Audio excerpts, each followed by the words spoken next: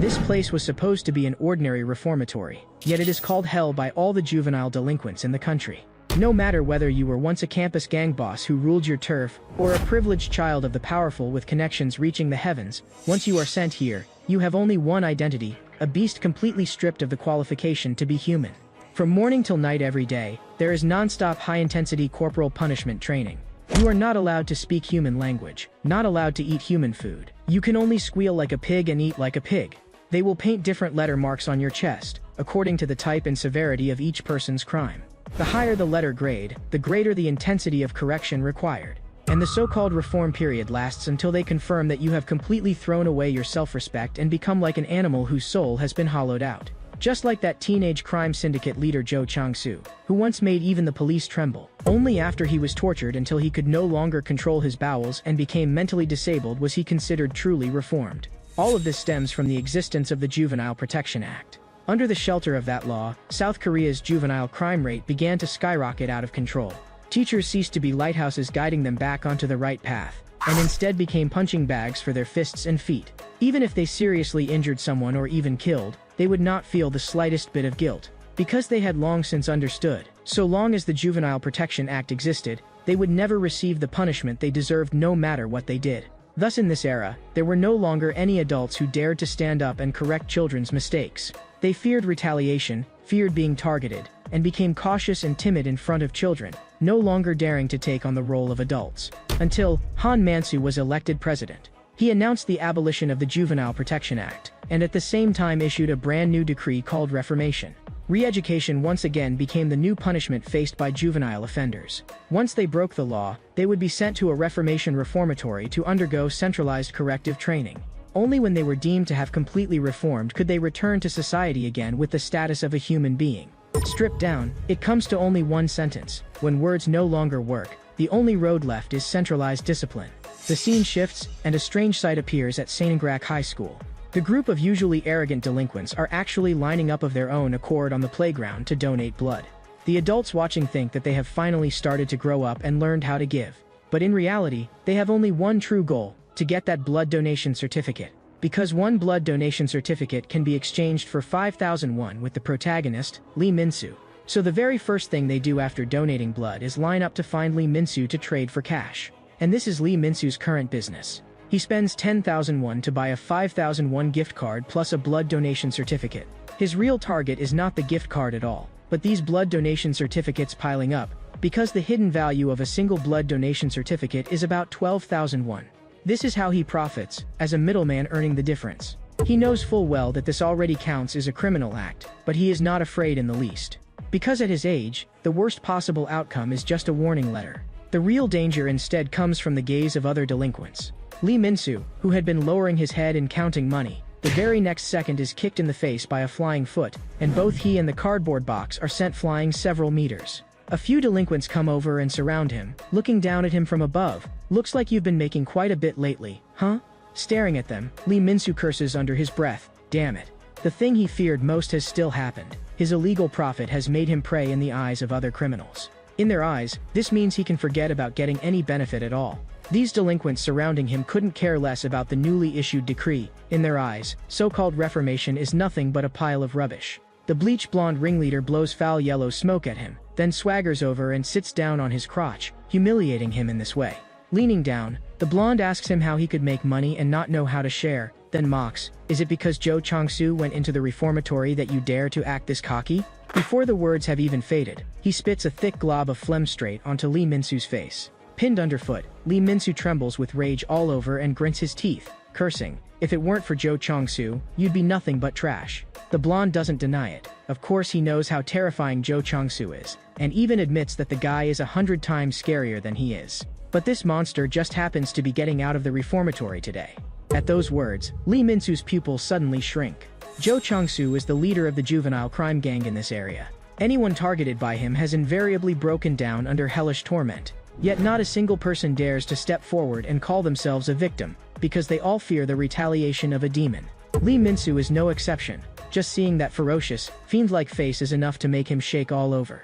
Seeing Lee Min-soo stunned with fright, the blonde smirks maliciously. "If you don't want to get on Jo Chang-soo's bad side, then hand over the money nicely." As he rummages in his backpack, Lee Min-soo says no problem out loud. But in the next second, he flips them the middle finger. The blonde is instantly set off and starts cursing that he's a son of a bitch, then drives a vicious kick into his abdomen, followed by a flurry of punches and kicks, pressing him down onto the ground. Just because Jo Chang-soo isn't here, you really think no one can deal with you? The more he beats him, the less his anger subsides. Out of the corner of his eye he spots a shovel standing to the side. Today, he plans to give Lee Min-soo a lesson he will never forget. One of the delinquents beside him quietly urges him to calm down. If you keep beating him like this and something happens, you'll be sent to the reformatory. But the blonde doesn't care at all. The reformatory? I'm not scared. As long as I'm tough enough, I can walk out anytime I want. Right now, I just want to beat him until he pisses himself on the spot. Just as he is about to swing the shovel, he suddenly takes a heavy kick from behind. The one who kicked him, the student council president, Kang Ju-sung. Standing between the blonde and Lee Min-soo, he says coldly, "School violence is prohibited here." With that, he helps the fallen Lee Min-soo up from the ground. The delinquents around them also recognize who he is. The blonde, who has repeatedly suffered humiliations, has already lost his mind.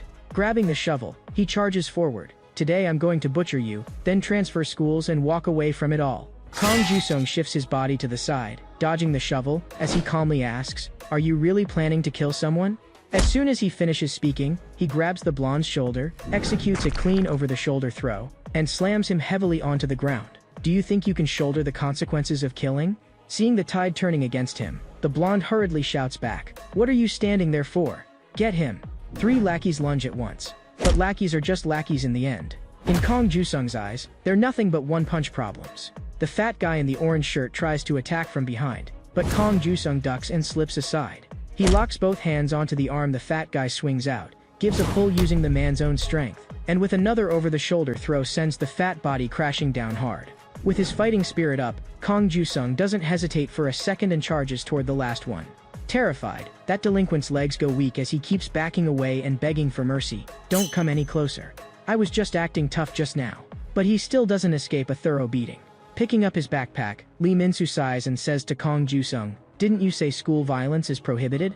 Facing his challenge, Kang Ju-sung glances back at him and replies with a smile, "At a time like this, you should call me Hyung."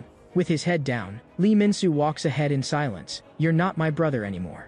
Stop meddling in my business. Staying with you will only drag me into trouble." But Kang Ju-sung doesn't agree. "Whether I'm trouble doesn't matter. You're my younger brother. No one can change that. No matter what you think, we're still brothers." Lee Min-soo pauses for a moment, then turns his face away. "Anyway, throw that watch away. You've been adopted by a rich family. You should get a new one. That watch no longer fits your status." Scratching his head, Kang Ju-sung says he doesn't care at all. "If anything, it's yours that should be replaced." On the way home, Lee Min-soo is still brooding over what happened. If today's incident ends up costing Kang Ju-sung his chance to get into university, that would be terrible. Kang Ju-sung is both the student council president and a guaranteed admission student to a medical university. He was originally named Lee Hyun-soo and is Lee Min-soo's biological older brother. Years ago he was adopted by a wealthy family, while Lee Min-soo was left behind in the orphanage. In Lee Min-soo's view, his brother should have long since withdrawn from his world and walked toward a completely different life. As for himself, he has to do everything he can to find his own means of survival. For him, that old clothing donation box abandoned in a corner is his path to survival. Hidden inside is all the money he has saved up during this period, 3.4 million won. He is still 6.6 million short of his 10 million won goal. So he begins to think, should he go to other schools and keep acting as a blood donation middleman? After all, the next blood drive at his own school won't be for another 3 months. As for why he has to make money so desperately in this way, you have to go back to when he left the orphanage 2 years ago. At that time, the state gave him 5 million won in support funds. But even with that amount added in, it wasn't enough to rent even a single toilet stall. On top of that, he was still a minor orphan, and almost no one was willing to hire him. Thus, with no choice at all, he decided to take this path even though he knew it was illegal, because it was the only way he could make money fast. Just as he finishes putting the money away and placing it back into the donation box, a sudden wow sounds by his ear. At some point, the blonde has already appeared behind him. Grabbing his shoulder, the blonde says, "Want me to tell you something interesting? If you get caught, all the money you earn through crime will be confiscated by the state in the end." Once he finishes, he leans close to his ear and bursts into loud laughter. Suppressing his anger, Lee Min-soo asks him what exactly he wants. With a sinister tone, the blonde replies, "Didn't I tell you? I'm going to make sure that every time you see me, you're scared enough to pee your pants." At the same time, on the other side, a classroom was in an uproar. The teacher pushed the door open, knocked on the desk, and told everyone to be quiet. He announced something, that Jo Chang-soo, who had once been sent to the reformatory, was coming back today. The teacher said he believed Jo Chang-soo had reflected seriously, and hoped the students would help him readjust to campus life. No sooner had he finished speaking than the classroom immediately exploded. Someone snickered and said, if Jo Chang-soo hears that kind of talk, the teacher is definitely getting beaten up. Someone else scoffed, the reformatory is nothing, you can get out after at most 4 weeks. But what happened next instantly shattered everyone's stereotypes. The former leader who had ruled a juvenile crime syndicate and committed every imaginable evil was now being pushed in a wheelchair. Eyes vacant, drool at the corner of his mouth, like an idiot who understood nothing. Just as everyone froze in shock, he let out a strange cry, then wet himself in front of the whole class. A hot stream ran down his pant leg onto the floor. At that moment, everyone realized, the so-called special law on reformation was no longer the kind of childish re-education of the past at all. At the same time, near an orphanage on the other side of town, police sirens wailed, a cordon blocked off the alley, and more people gathered to watch. A murder had just occurred here. In the car, the driver reminded Kong Ju-sung that there seemed to be an accident ahead and it might delay him from getting to the college party. Kong Ju-sung casually said, "That's the orphanage where I used to live, it probably isn't anything serious." But then his gaze was suddenly fixed on something on the ground. His face changed dramatically, and he hurriedly pulled the car door open and rushed out. He knew the watch lying on the ground all too well. It belonged to his younger brother, Lee Min-soo. A strong sense of dread surged into his chest in an instant. He squeezed his way through the crowd with difficulty and pushed forward. The next second, his pupils contracted sharply. The one being pinned to the ground by several officers and handcuffed was none other than Lee Min-soo. According to Article 243 of the Special Law on Reformation, he would be sent to the Reformation Reformatory for centralized management. In the juvenile summary court set up inside the Reformation Reformatory, the judge looked at Lee Min-soo sitting in the defendant's seat and openly mocked him. "You're simply beyond saving. You still haven't shown a shred of remorse. Don't forget, you're here today because of a murder charge." With his head lowered, Lee Min-soo spoke in a weak voice, "I didn't kill that person." The judge completely ignored this and produced a blood-stained brick bearing his fingerprints, then read out every one of his past misdeeds one by one. After that he said coldly, "If every guy who kills because of bullying, stealing money, or just hating someone gets forgiven, then this world would have become one gigantic graveyard long ago." In their eyes, the reason he committed a crime was that he couldn't trust adults and didn't know how to seek help from them. So the judge finally pronounced the sentence. "In accordance with Article 28 of the Reformation and Reformatory Act, I hereby issue a labor reform detention order against you." Next, together with this entire busload of juvenile offenders, he would be sent straight to hell. On the transport vehicle, the instructors smiled broadly as they told them to quiet down. "We're almost there." Not long after, the bus drove deep into the mountains. Looking out through the windows, the boys showed no vigilance at all toward this shabby, isolated place and only complained about how rundown it looked. That was, until they saw the other side. A group of girl offenders in tight training outfits with attractive figures were training on the field. They instantly forgot the word hell and started egging each other on with great interest, even snickering as they picked out girlfriends. The instructor had to hurriedly cut them off. "That's the girls' juvenile reform center. Where we're going is on the other side." At this moment, leaning against the window in silence, all that echoed in Lee Min-soo's mind was the judge's line, "You must learn to trust adults." But he had clearly been telling the truth, and not a single adult was willing to believe him. So on what grounds were they demanding that he believe in adults? Soon, the bus arrived at the boys' juvenile reform center. As they got off, the delinquents were still full of disdain for the instructors. But the scene that followed instantly tore their arrogance to shreds. Not far away, a group of heavily tattooed muscular boys were running around the field, weeping as they ran, while letting out all kinds of strange animal cries. Some sounded like pigs, some like dogs, some shrieked like birds and beasts with their necks twisted. Seeing the pitiful state of these seniors, the newcomers burst into laughter. In their view, this was nothing but a ridiculous show. Just then, an instructor abruptly stopped blowing his whistle and shouted loudly, "Everyone stop exercising." Those boys with red-letter marks on their chests immediately halted in perfect unison, standing absolutely still and even breathing cautiously. The instructor then bellowed, "Show respect to the director, everyone, salute." All of them instantly raised their arms, their movements as uniform as a military unit. The director appeared on a platform, swept his expressionless gaze over them, and said, "Line up, little squad members." Lee Min-soo and the others looked at each other. Were they supposed to be like those guys too? Only then did the director reveal a strange little smile and slowly utter a single word, "Do." The newly arrived boys couldn't hear the implication behind that word and were still snickering, mocking how simple the order sounded. But in the next second, those seniors slammed their foreheads into the ground, prostrating themselves in the mud like livestock. In that instant, the laughter froze solid. Don't they know about the Juvenile Human Rights Act? The director looked at these so-called free and easy pests and said, "Looks like there are still a few undisciplined vermin." Then he roared, "Piglets." The next moment, those creatures who had long since lost their sense of self let out piercing pig squeals from their throats, like a pack of crazed wild boars. I only need 10 minutes to turn a group of people into livestock. As soon as he finished, a newcomer was just about to shout back in anger when a fist smashed heavily into his face. Blood spattered everywhere, and teeth shot to the ground mixed with blood. Lee Min-soo's and the others' pupils all dilated at once. The piglets made bizarre noises and advanced on them step by step like starving wolves, beginning to vent the rage that had been suppressed in their hearts for so long. In just a few short minutes, most of them were laid out on the ground, groans and curses mingling together. The gates of hell had finally opened a crack for real. Narrowing his eyes, the director watched with satisfaction. "This is exactly how I like it. From now on, you are no longer pigs. You've been upgraded from pigs to servants. You may speak like humans." Only then did the boys he called servants speak up, trembling, understood. Judging the situation quickly, Lee Min-soo dropped to the ground and played dead, avoiding that first brutal wave of attacks. Of those who still refused to fall, some were chased and beaten by the wolf-like seniors. Some ran toward the instructors, begging desperately for help. But although these instructors wore kindly smiles on their faces, in their hearts they had long since written them off as scum and parasites of society. So their only method of education was precise yet non-lethal violence, expertly controlling their strength and avoiding vital spots, using beatings that would not kill to forcibly achieve the goal of instruction. All of this, Lee Min-soo took in with his own eyes.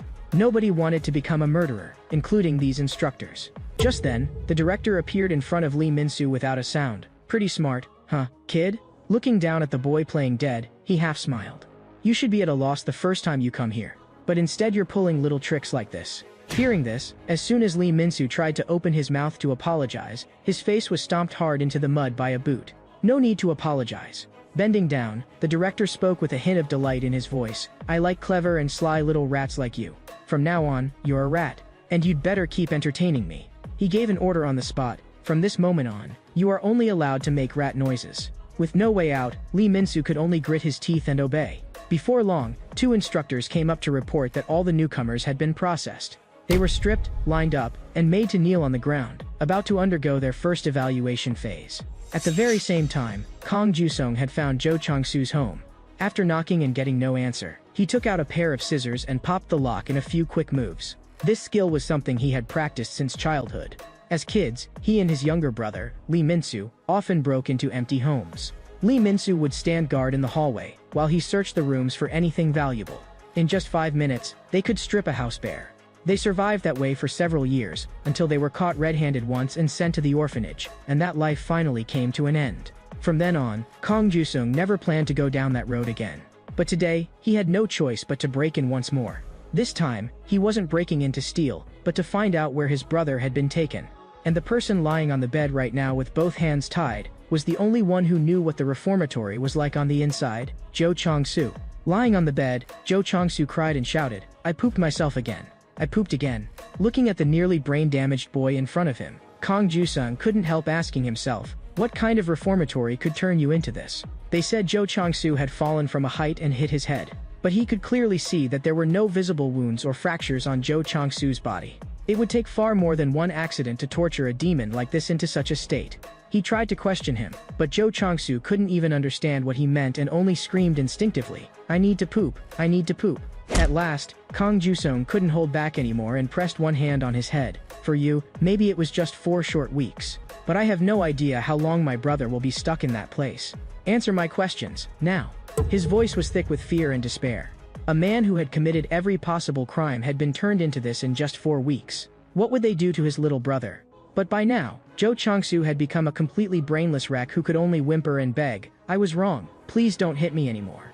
Kang Ju-sung realized that pressing him further would be pointless. Just then he suddenly noticed a red letter mark on Jo Chang-soo's chest. It was the mark by which every boy sent into the reformatory was classified. The director would rate each person's case severity on a scale from A to D. The camera cuts back to the reformatory. The director stands on high ground, sweeping his gaze over this batch of new boys. In his eyes, most of them are just boring small fry. Until his gaze stops on one person, Lee Min-soo. He suddenly stands up, his eyes flashing with excitement. I knew it, my eyes don't lie. Congratulations, Rat Lee Min-soo. You're even more violent than you look. I didn't expect the only A grade in this batch of goods to be you. In the coming training period, you're going to have a particularly delightful time. A bone-deep sense of danger shoots up along Lee Min-soo's spine straight into his brain. After asking around, Kang Ju-sung arrives at the gate of a girls' middle school. It happens to be dismissal time, and groups of girls stream out of the school gate. One of the girls suddenly notices something, hurriedly tugs at her snack-eating best friend, and, blushing, tells her to look off into the distance. A boy wearing headphones is riding a bicycle while reading a book. That overly dazzling face instantly turns them into cautious, ordinary girls who can't help wanting to get closer. The girl in a mask musters her courage and walks up, asking flirtatiously, "Are you a student teacher?" Kang Ju-sung takes off his headphones and answers politely, "Sorry, I'm not." Then he asks in return, "But I'd like to ask you something." The casual smile he shows seems to carry a dangerous kind of charm that hits them right in the heart. They even half joke, "We'll answer your question, and we can throw in our home addresses too." Kang Ju-sung explains that he's looking for someone named Gu Se-min.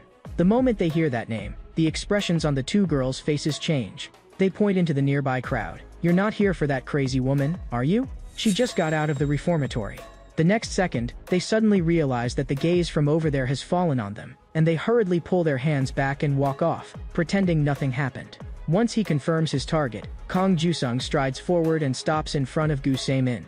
"Do you need something?" He gets straight to the point. "I want to ask about what it's like inside the reformatory." At the word reformatory, Gu Se-min shoves him aside hard and says coldly, "Get lost. Don't bother me." Kang Ju-sung quickly bows his head to apologize, explaining that he didn't mean to offend her. It's just that his younger brother has been sent there. Gu Se-min does not stop walking, until a helmet suddenly comes flying at him. "Get on," she says. "Stuff about the reformatory shouldn't be talked about here." On the road, Kang Ju-sung asks her what made her change her mind. Gu Se-min answers flatly, because her younger brother is still in there too. To her, the reformatory can be summed up in two words: absolute hell. Elsewhere, the newly admitted boys have already gone through 3 hours of high-intensity training. Their muscles are twitching all over, they are gasping for breath, and even standing up straight is extremely difficult. All they can hope for is that this hellish corporal punishment will end soon.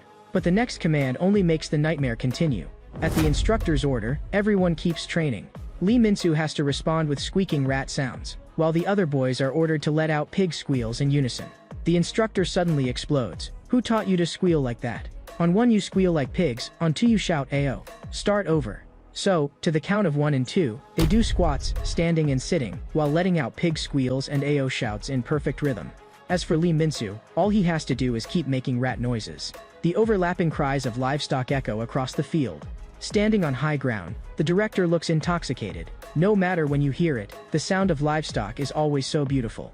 Just then, one boy collapses from exhaustion.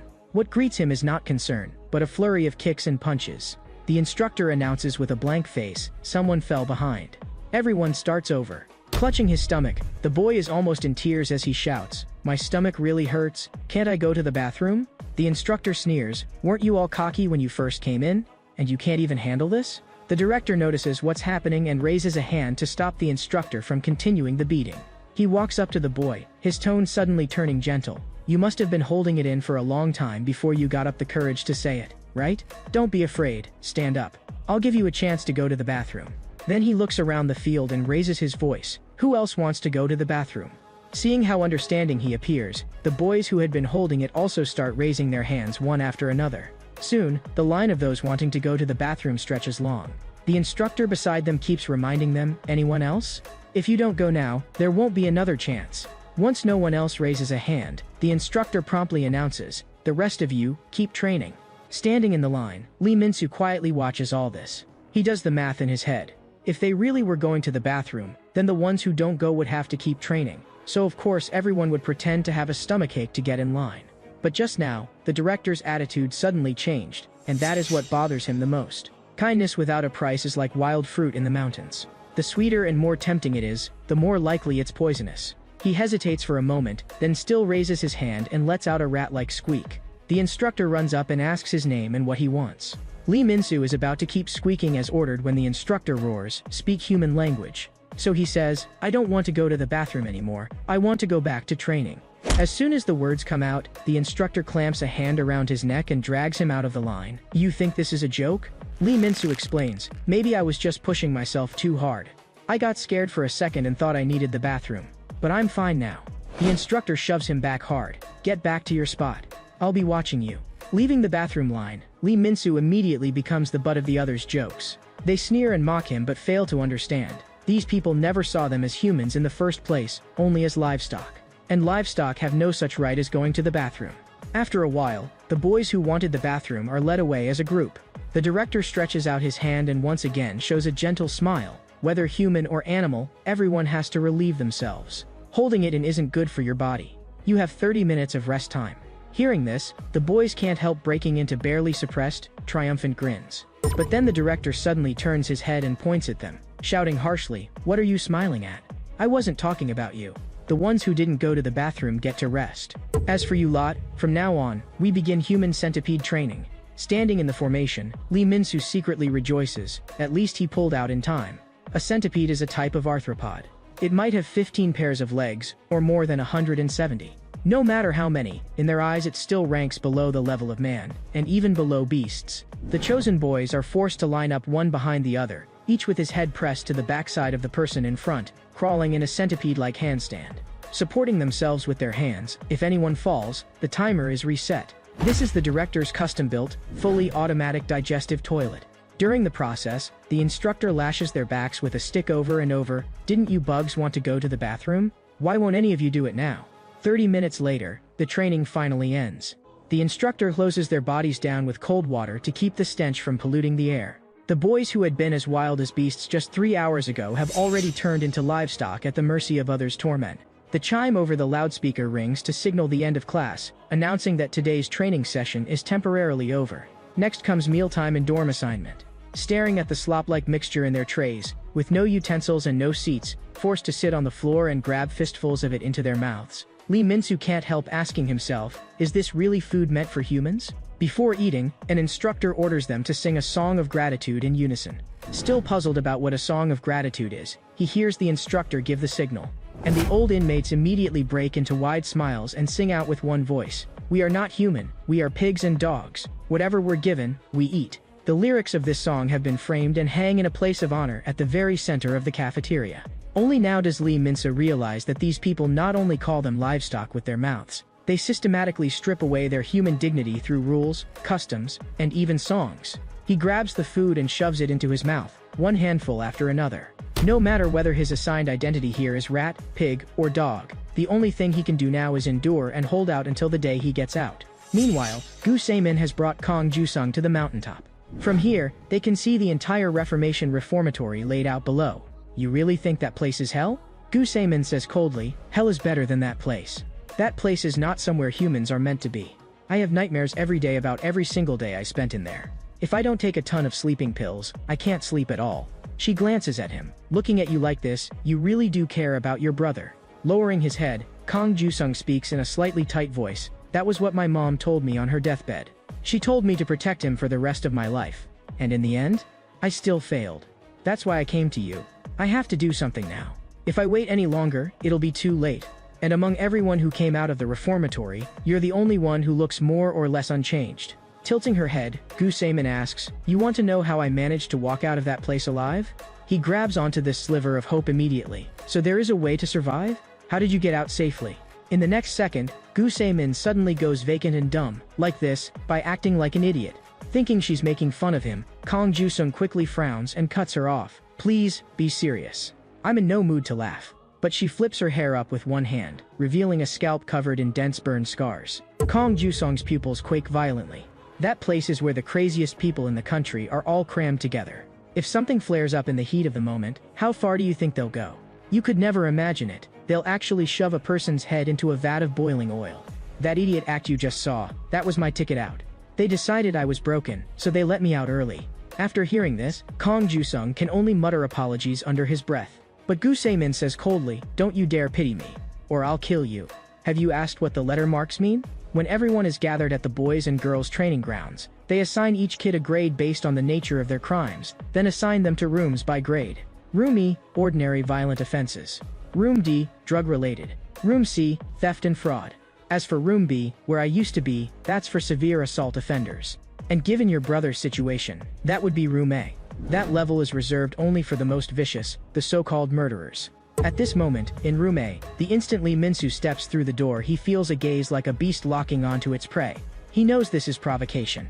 If he backs down now, he'll be trampled on the spot. So he forces himself to stand straight and walks forward with his head held high. This guy doesn't know how to introduce himself or what. One of them speaks, his knuckles cracking as he does. He steps forward and questions Lee Min-soo. Where are you from? Why are you here? Lee Min-soo answers, I'm from an orphanage. I used to attend Seongrak High School. As soon as he finishes, the room erupts in laughter. Someone looks at him with a mocking grin, another elite from an orphanage. Huh. I know a guy from Seongrak High, 3rd year, named Jo Chang-soo. Shut up. A cold bark cuts him off. The one who spoke clams up instantly, cold sweat breaking out on his forehead. The one who just stopped them is the long-haired senior. In this room, he is clearly the top dog. Why were you locked up? If you're assigned to this room, you must have done something big. Without hesitation, Lee Min-soo says, murder. The air freezes at once. Except for the long-haired guy. Everyone else's eyes bulge with sweat running down their faces. Someone mutters under his breath, no way, he's bluffing, right? Their reaction leaves Lee Min-soo quietly surprised. Could he really be the only actual murderer here? He had assumed everyone's crimes would be lumped together. But it seems murder is the top-tier offense here. And the seriousness of one's crime appears to decide how much say one has in this room. At that moment, a senior looks over at the long-haired guy. Looks like our pet dog has to keep his job. Before Lee Min-soo can process this, pet dog? So this long-haired guy isn't the boss? He's actually at the very bottom here? But the next second, he realizes his mistake. The one being referred to isn't the long-haired guy at all, but the white-haired boy he is using as a chair. The white-haired boy is lying on the floor, being used as a human bench. The long-haired guy complains, sitting like this is really uncomfortable. The moment the white-haired boy plucks up the courage to say a single human word, another senior kicks him over. Who said you could speak human language? The white-haired boy can only let out weak woof-woof sounds, as if he truly believes he's a dog. This scene is exactly the same as when they forced Lee Min-soo to act like a rat earlier. The weak, whether outside or inside, are always the ones who get crushed. In that moment, deep inside, Lee Min-soo makes a decision. He would rather bear the label of murderer than ever accept being treated as a pet. At 7 in the evening, it's reflection time. Every boy in the reformatory must write 10 self-reflection essays a day. Sitting at the desk, Lee Min-soo doesn't even know what to write. After all, that blonde punk who bullied him wasn't killed by him. Suddenly, a crumpled paper ball lands on his desk. Looking up, he sees 2 seniors tossing sheets of reflection paper back and forth like a baseball. He asks them, aren't you going to write your reflection essays? They answer with disdain, what's the point of writing that crap? Our pet dog writes all of it for us anyway. They even tell him he might as well not write either and just hand his in to the pet dog too. Right then, the white-haired boy clutches his crotch and lets out 2 dog barks. Only after getting permission does he whisper, I want to go to the bathroom. The 2 seniors don't stop him, they just nod casually. But just as the white-haired boy is about to unzip his pants in front of the toilet, a heavy kick slams into his back. Smiling, the senior says, you're a dog now, not a human. You know how dogs are supposed to pee, don't you? Under their supervision, the white-haired boy can only grit his teeth and obey. At 8 in the evening, it's bath time. Each person gets only 3 minutes, and is only allowed to use water and a single bar of soap. And that bar of soap is shared among 50 people. At 9, the instructors make their rounds and take roll call. The seniors and Lee Min-soo answer one by one in order. When it's the white-haired boy's turn, he suddenly lets out a sharp dog bark. You don't even need to think to know, that's the identity he has been forced to perform. If he doesn't do it, then once the inspection is over, he'll face endless retaliation from the seniors. If he does it, he finishes the instructor's education. No matter which he chooses, he can't escape a beating. So he can only choose the option that shortens the suffering the most, cooperate with the instructors in exchange for a few fewer punches from the seniors. At 10 at night, the lights go out. No matter what he does, Lee Min-soo can't fall asleep. Part of it is the pain in his body. Part of it is the white-haired boy's intermittent sobbing beside him. The seniors only mutter impatiently, you're crying like you're a person. At the word person, the white-haired boy immediately covers his mouth, tears streaming down his face as he forces himself to make rat-like squeaks. In the reformatory, they have to get up extremely early. At 5:30 in the morning, it's cleaning and roll call. After roll call until 6, the staff deliver breakfast. At the table, Lee Min-soo asks, why aren't we eating in the cafeteria? The bald senior explains, because there's outdoor training this afternoon, we're eating indoors today. This time the instructors are very considerate and have given them spoons. Lee Min-soo continues, what about the pet dog? doesn't he get to eat? Everyone's gaze automatically shifts under the table. Only then does he realize, the random table they've set up here is actually being held up by the white-haired boy's body. You should at least give him some food while he's working, Lee Min-soo can't help saying. The bald senior laughs and tells him not to worry, we treat Poppy like a friend. The tattooed senior at his side chimes in, yeah, where else are you gonna find a friend you can hand-feed yourself? They dump all the leftovers from their plates into one mess, stir it together, and pour it straight onto the floor, treating it as dog food, Poppy's exclusive meal. The white-haired boy's face is full of disgust and terror, but he can only get down on all fours and eat like a dog. Just as he's about to open his mouth, Lee Min-soo suddenly kicks the table over and shouts angrily, don't eat it. The seniors stare in bewilderment. Looking at the white-haired boy, Lee Min-soo says, do you really think you're a dog? But to his surprise, there is not the slightest hint of hope or joy at being saved in the boy's expression, only utter terror. All of this stems from one person, the long-haired senior, Gu Se-jun. He warns Lee Min-soo, this place has its own hierarchy and rules. You came too late, so you follow the rules that are already here. If you don't like them, then climb your way up and become the leader. But before that, you have to beat Poppy. Because once you challenge him, Poppy is above you in rank. If you lose, you'll become this room's new pet dog. Playing this kind of ranking game is so childish, Lee Min-soo mutters. But as soon as the words leave his mouth, the white-haired boy's eyes lock onto him like a starving wolf's. He's just about to say they should knock it off, when the white-haired boy's fist smashes into his face. For Poppy, this might be his only chance to shed the status of pet. He can't let it slip away. The seniors around them immediately start cheering loudly, nice one, Poppy. This is your chance to wipe away your shame. They turn and shout at Lee Min-soo, why aren't you fighting back? Planning to be the new pet dog?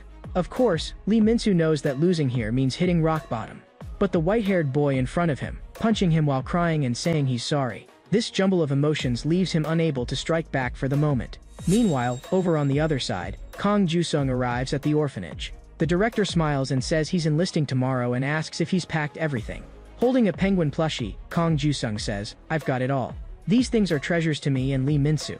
The director can't help sighing that the two brothers were the most troublesome kids in the orphanage. Especially Kang Ju-sung himself, who was always fighting with other kids and scaring them so badly they didn't even dare go near the orphanage. But Kang Ju-sung just laughs and says the director has it wrong. Sure, I did fight a lot. But the one they were really scared of wasn't me, it was my brother. He's the one who's truly dangerous and crazy. Once he snaps, no one can stop him. At that moment, back in the reformatory, the white-haired boy is crying out apologies, but his fists and feet don't pause for a second. There is only one thought in his mind. He can't go on being Poppy like before. Beaten down, Lee Min-soo can only curl up on the ground with his hands over his head. Those seniors who had feared him for his murderer label now show their true colors. The bald senior sneers, this is why your parents abandoned you. You're just a piece of loser trash. Before he can finish the sentence, a heavy straight punch explodes against the back of his head. As if some tightly sealed switch has been suddenly flipped, Lee Min-soo changes in an instant. With a single punch he knocks the bald senior out cold on the spot. Everyone else is completely stunned. Especially the white-haired boy, Moon Hyun-jun, who is frozen where he stands. Just as Kang Ju-sung had said, the truly terrifying lunatic is Lee Min-soo. Some buried keyword deep in his heart has been triggered. Right now he has only one thought, I'm going to make every last one of you into Poppy. At that moment, a senior kicks him hard in the back from behind. Grease seniors all jump him at once and start a group beating. Make all of us Poppy? Are you insane? Stop putting on an act, this is room A. This place is full of people who think they're tough. We've already been pretty generous, seeing as you're an abandoned orphan. Before he can finish, a toilet plunger is rammed straight into his mouth. Rage fills Lee Min-soo's eyes. Shut up. He smashes a furious punch into him and the plunger actually breaks in two.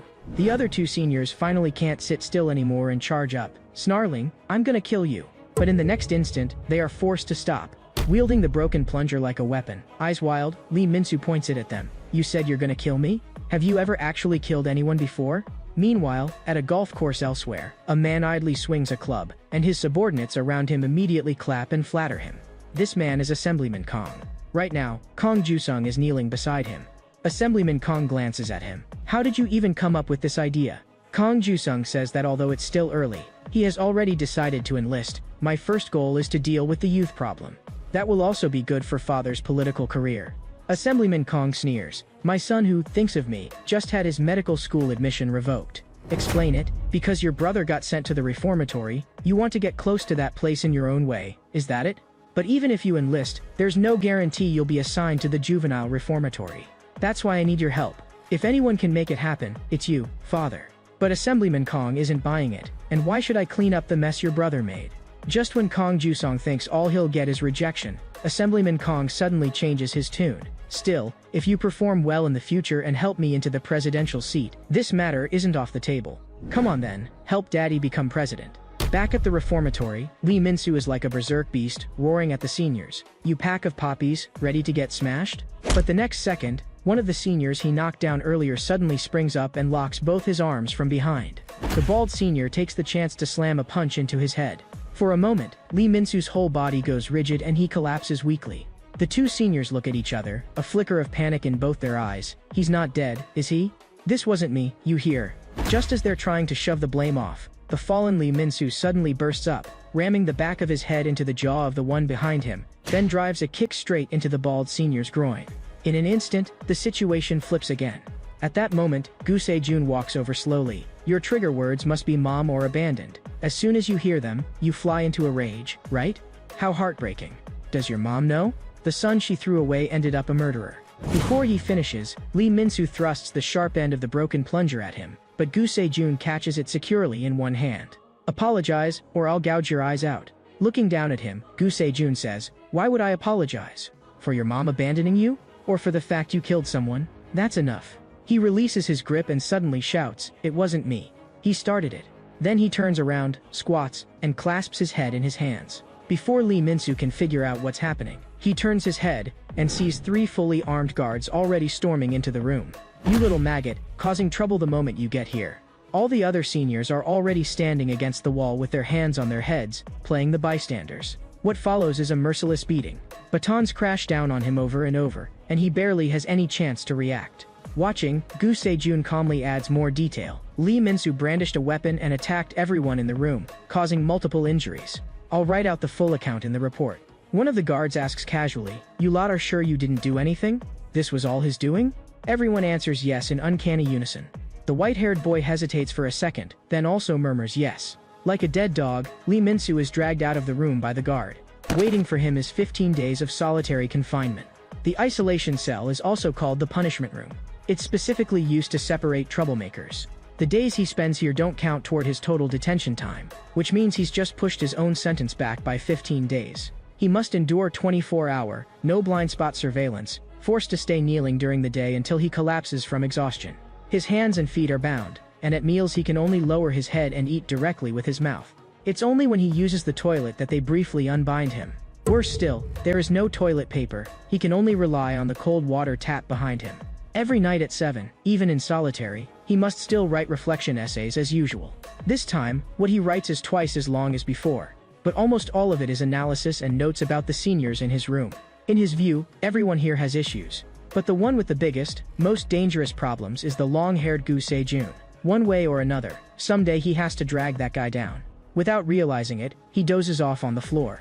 In his dream, a house is engulfed in roaring flames. He and his brother stand before the firelight, their shadows stretched out long. He jolts awake, tears still lingering at the corners of his eyes. He bangs his head against the floor over and over, cursing through clenched teeth. Maybe it's this place that forces those already terrible memories to resurface again and again.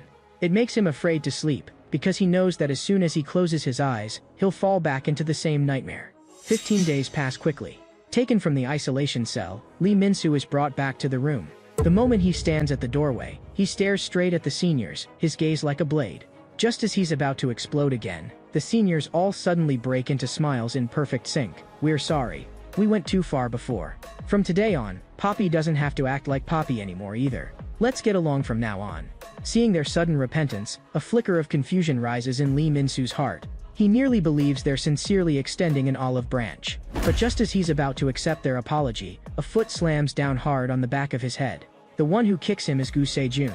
Looking down, he sneers, "Were you looking for me? Mommy's little baby?" Two seniors quickly move in, pinning down his hands and feet, then shove a stinking sock into his mouth. Every movement is so practiced it's clear they've rehearsed this before. They hoist him up and carry him step by step toward the bathroom. Walking ahead, Gu Se-jun says, "I know you missed me. But, someone who missed you even more is waiting inside." As he speaks, the bald senior slowly strips off his clothes and steps closer and closer to where Lee Min-soo is in the bathroom. In that moment, the only thought in Lee Min-soo's mind is that it's over. He has already braced himself for his reputation to be destroyed and his humanity to be trampled completely. Yet right then, a voice slices through the air like a knife. That's enough. Everyone freezes where they are. A newly arrived guard stands in the doorway, coldly taking in the scene. Judging from that uniform, you're new here, huh? Gu Sejun frowns. We've already cleared this with the higher-ups. Don't stick your nose where it doesn't belong. No one's approval counts for anything here, the man says evenly. As for how you'll be dealt with, that'll be decided later. He walks up step by step and reaches a hand out toward Lee Min-soo. When Lee Min-soo looks up and sees his face clearly, he freezes. The newcomer is his older brother, Kang Ju-sung. Smiling at his younger brother, he says, "Let's go home, little brother." Kang Ju-sung had already mapped out a full plan in his mind. As long as Lee Min-soo followed his arrangements, he would soon regain his freedom. But in the next second, Lee Min-soo simply stepped around him and smashed a heavy punch into the bald senior's jaw. "You bastard, what were you trying to do just now with your pants off?" He certainly knew the real culprit wasn't the bald guy, but the room's boss standing before him, Gu Sejun. So without a moment's hesitation, he squared up and directly challenged Gu Sejun. At the same time, the other three seniors surrounded Kang Ju-sung. They looked the overly young-looking guard up and down and drawled, "You look way too green to be a guard." Still, every room has its own rules, and this is allowed. "How about you follow our rules too?" Kang Ju-sung replied coolly, "You mean the rule about fighting? Sounds like I'll have to follow the rules as well then." The seniors exchanged knowing grins. "Then don't you go regretting it later and trying to pull rank as a guard." Kang Ju-sung smiled faintly and only said that he always keeps his word. On the other side, no matter how Lee Min-soo threw his punches, he couldn't even graze a single hair on Go Sejun. The other boy dodged with ease while mocking him. "You don't even have the strength to stay on your feet, and you're still yapping here." Taking that opening, he glanced over at how the other seniors were doing. And in that brief instant, he saw that Kang Ju-sung had already subdued all of them before they could even resist. While he was still wondering what had happened, a gap appeared in Lee Min-soo's attacks without his noticing. Distracted, he took a solid shot to the chin from Lee Min-soo. Lee Min-soo crowed triumphantly, "You're fighting me, keep your eyes on me." A vein pulsed at Gu Sejun's temple where he'd taken the punch. Up to now, he'd thought he was just going easy on the kid and assumed Lee Min-soo would back down once he understood the gap. But now, he decided to personally teach this guy a lesson. He would show him what an absolute difference in strength really means. Do you know why Poppy became Poppy? Refusing to admit defeat, Lee Min-soo got up again and lashed out with a kick. "Poppy my ass, what's that got to do with me? Poppy used to be the one in charge of this room, just like you, no idea how weak he really was, doing whatever he pleased." Being crushed one-sidedly, Lee Min-soo was well aware of the disparity in their strength. But he still felt that he absolutely could not lose this easily. He swung again. "In this room, the most pathetic person is a bastard boss like you." What greeted him was a single, heavy blow. The air seemed to fall silent in an instant. He felt all the strength drained from his body, his consciousness wavering. His thoughts spun wildly. Damn it, getting wrecked by that bastard who insulted Mom. Aside from that one cheap shot kick, I haven't even touched him once. What's even more humiliating is that every time I get beaten, Kang Ju-sung is right there. Standing off to the side, Kang Ju-sung asked if he still had any breath left in him. "Can you still stay alive long enough to answer me?" The next moment, Lee Min-soo blacked out completely. Looking at his unconscious younger brother, Kang Ju-sung let out a helpless sigh and hoisted him up over his shoulder. Watching them leave, Gu Sejun asked coldly, "Where are you planning to take him? He still needs a bit more discipline." Kang Ju-sung answered calmly, "Obviously to solitary confinement. He disrupted order, so he has to be punished." Then Gu Sejun suddenly spoke up. "You did pretty well just now. How about a fight with me?" Kang Ju-sung shot back, "Do you want to get written up? If not, pretend you never said that. And one more thing, no fighting.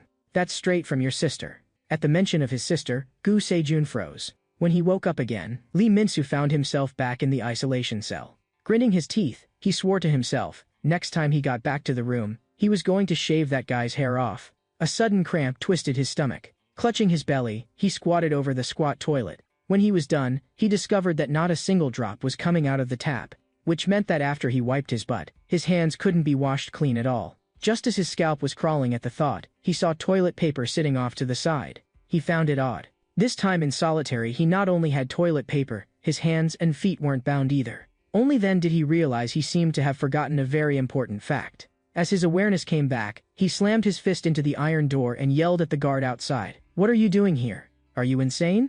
Why would you drop out of a good medical school to come to this damn place? Since you've got a stepfather now, just go live your own life. Why play the hero and come save me? Hurry up and get the hell out of here. Don't waste your life on a murderer like me. Why would you throw your future away for a killer?" Outside the door, Kang Jusung's voice was very calm. No matter who calls you a murderer, I believe you didn't kill anyone. Because you're my brother. Then he laid out his entire plan. As long as Lee Min-soo followed the steps, he could leave here as soon as possible, so long as he didn't keep getting thrown into solitary like an idiot every few days. Lee Min-soo said he had no problem with the plan, but before that, he had one request. I want to fight that long-haired bastard one more time. Kang Jusung asked him, you know you'll lose, why fight? Lee Min-soo clenched his fists tight, because he insulted Mom. Hearing this, Kang Jusung fell silent for a long moment. Then he slowly spoke. Anything else, I can endure, but not someone insulting Mom. However, if you lose again to the guy who insulted Mom, I'll kill you myself. After 15 days of solitary confinement ended, when a few vicious-looking seniors closed in on him, Lee Min-soo instead lay down on the floor on his own. He imitated Poppy's posture and pretended to be a pet dog. That was the first strategy he and his brother had worked out during those 15 days. First endure and submit, then wait for a chance to turn the tables in one strike. Soon, he became the second Poppy in the room. The seniors used his back as their chessboard. But in less than an hour, he couldn't stand it anymore. He suddenly leapt to his feet and roared, startling two of the seniors. They glared at him viciously. What? Don't want to be Poppy anymore? Need us to rearrange your rank? Veins bulged all over Lee Min-soo's body. Right now, all he wanted was to smash the face in front of him to pulp. But he and his brother had agreed, he had to endure for 5 days. After those 5 days, even the director would be led by Kang Jusung, setting the stage perfectly for his revenge. For now, he could only keep putting up with it.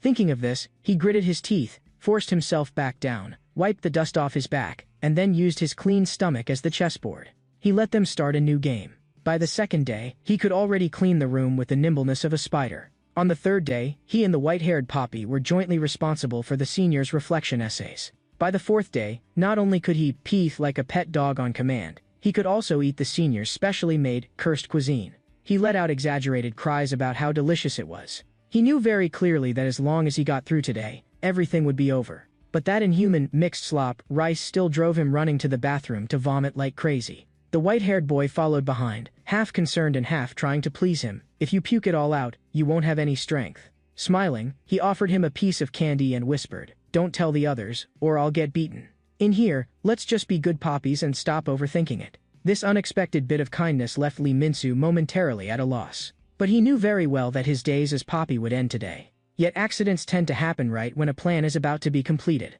During a group outdoor activity, the seniors were playing a frisbee game using Lee Min-soo and the white-haired boy as their poppies. Chasing after the frisbee, the white-haired boy accidentally crashed into someone from the kitchen crew. The kitchen senior he hit glared darkly and asked, "What's your problem? You looking for a fight with us?" Shaking all over, the white-haired boy whispered, "Do you want to play frisbee with us?" Elsewhere, Gu Se-jun was lying on the ground resting, still wondering how on earth Kang Jusung knew his sister. A roar suddenly cut through his thoughts. "Is that thing on the ground your dog? You can't even control your own dog. Was that on purpose? Are you trying to start a war with the kitchen?" The moment one of their own room members was hit, the other seniors rolled up their sleeves and shouted back, "If you want to fight, bring it on, we're not scared." Gu Se-jun held them back. "Forget it, don't escalate this. Be rational. There's no need to blow it up."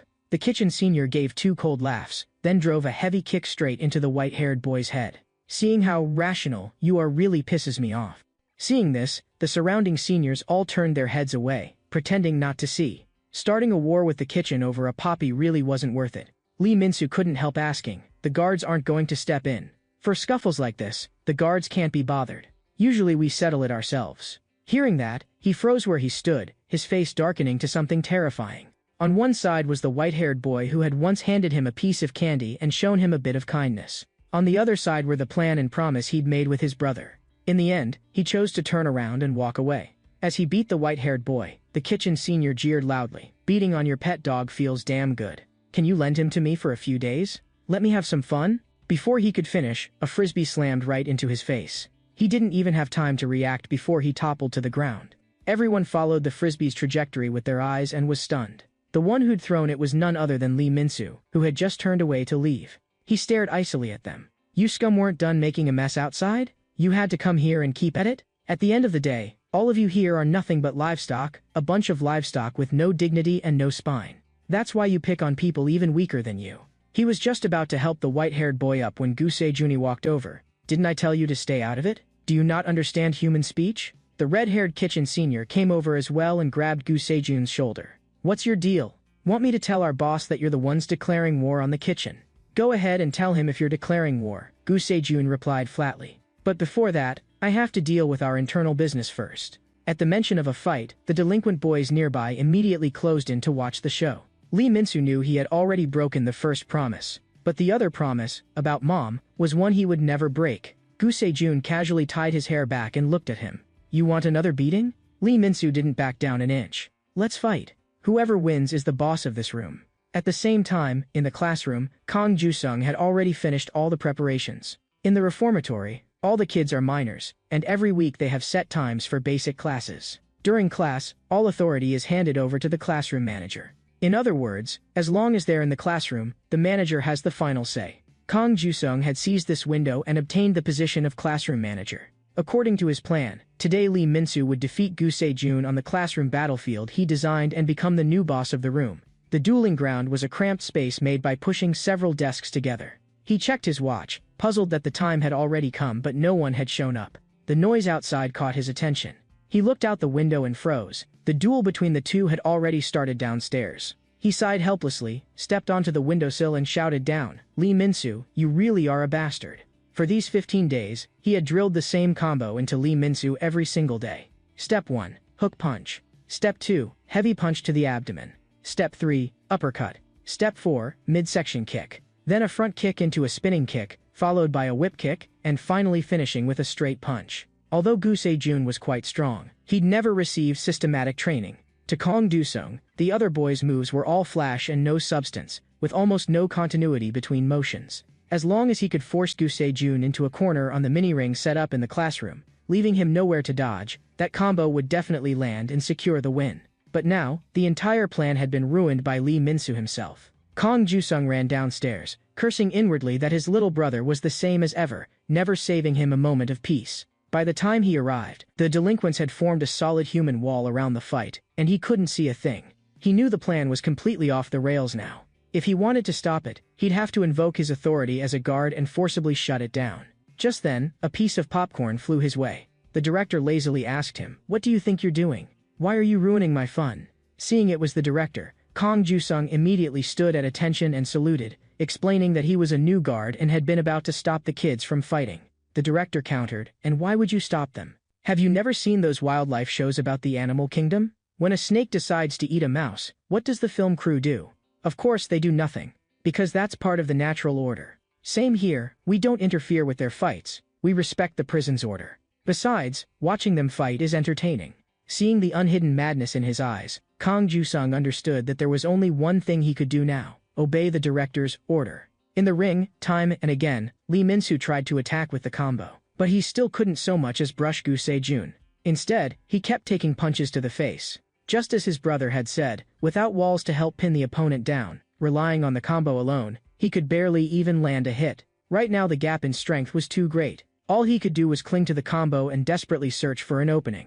But soulless, empty motions were useless in the end. Catching his moment, Gu Se-jun kicked him hard and sent him flying. He crashed into the crowd, drawing jeers and insults all around. Holding his forehead, Kang Ju-sung sighed and could only hope his brother would give up soon. Then they could find another chance to turn things around. Knees throbbing with pain where he'd hit the ground, Lee Min-soo knew that if this went on, he'd be beaten into the dirt again, just like last time. To protect himself, he began to think about surrendering. At that moment, someone shoved him back into the ring, and a group of seniors shouted at him, "You idiot, what are you spacing out for? Get back in there. If you give up now, we'll deal with you when we get back." Standing in the ring, hands in his pockets, Gu Se-jun asked lazily, "What are you dazing out for? Looking for your mommy?" Hearing that, Lee Min-soo merely smiled. In an instant, a new plan formed in his mind. Gu Se-jun frowned. "What are you laughing at?" "Nothing." He looked up at him. "I just suddenly thought of a way to beat the crap out of you." The two of them stepped back into the makeshift ring, and an excited cheer exploded around them. Gu Se-jun yawned.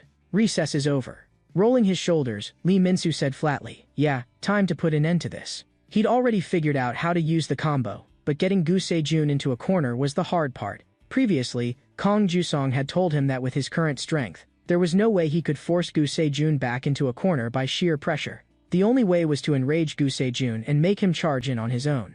And Kang Ju-sung had even given him a guaranteed trigger point that would set him off. With a leering tone, Lee Min-soo called out, "Hey, what do you think of Gu Se-min's looks?" The instant the words left his mouth, Gu Se-jun exploded. He swung his fist, aiming straight at Lee Min-soo, who was standing close to the human wall. Everything unfolded just as they'd imagined. At the moment the fist came down, Lee Min-soo blocked it with his palm. While his opponent was startled, he grabbed a fistful of his hair. He yanked hard and twisted his body with it. The situation flipped on the spot. "Looks like your sister really is something special to you." At first, Gu Se-jun thought the other boy landing a hit was just a fluke. But when he tried to shift his body out of the way of the next punch, he realized his back was already pressed against the solid human wall. The guys behind him were shoving and crowding. He couldn't move freely at all and had nowhere to brace himself to strike back. He had no choice but to take the punches head-on. Every attempt to counterattack was blocked by the massive onlookers behind him. If he wanted to break free of the human wall, he would first have to endure a barrage of blows from Lee Min-soo. Only then did he realize he'd walked straight into a trap. Try to fight back, and the crowd behind him stopped him from moving.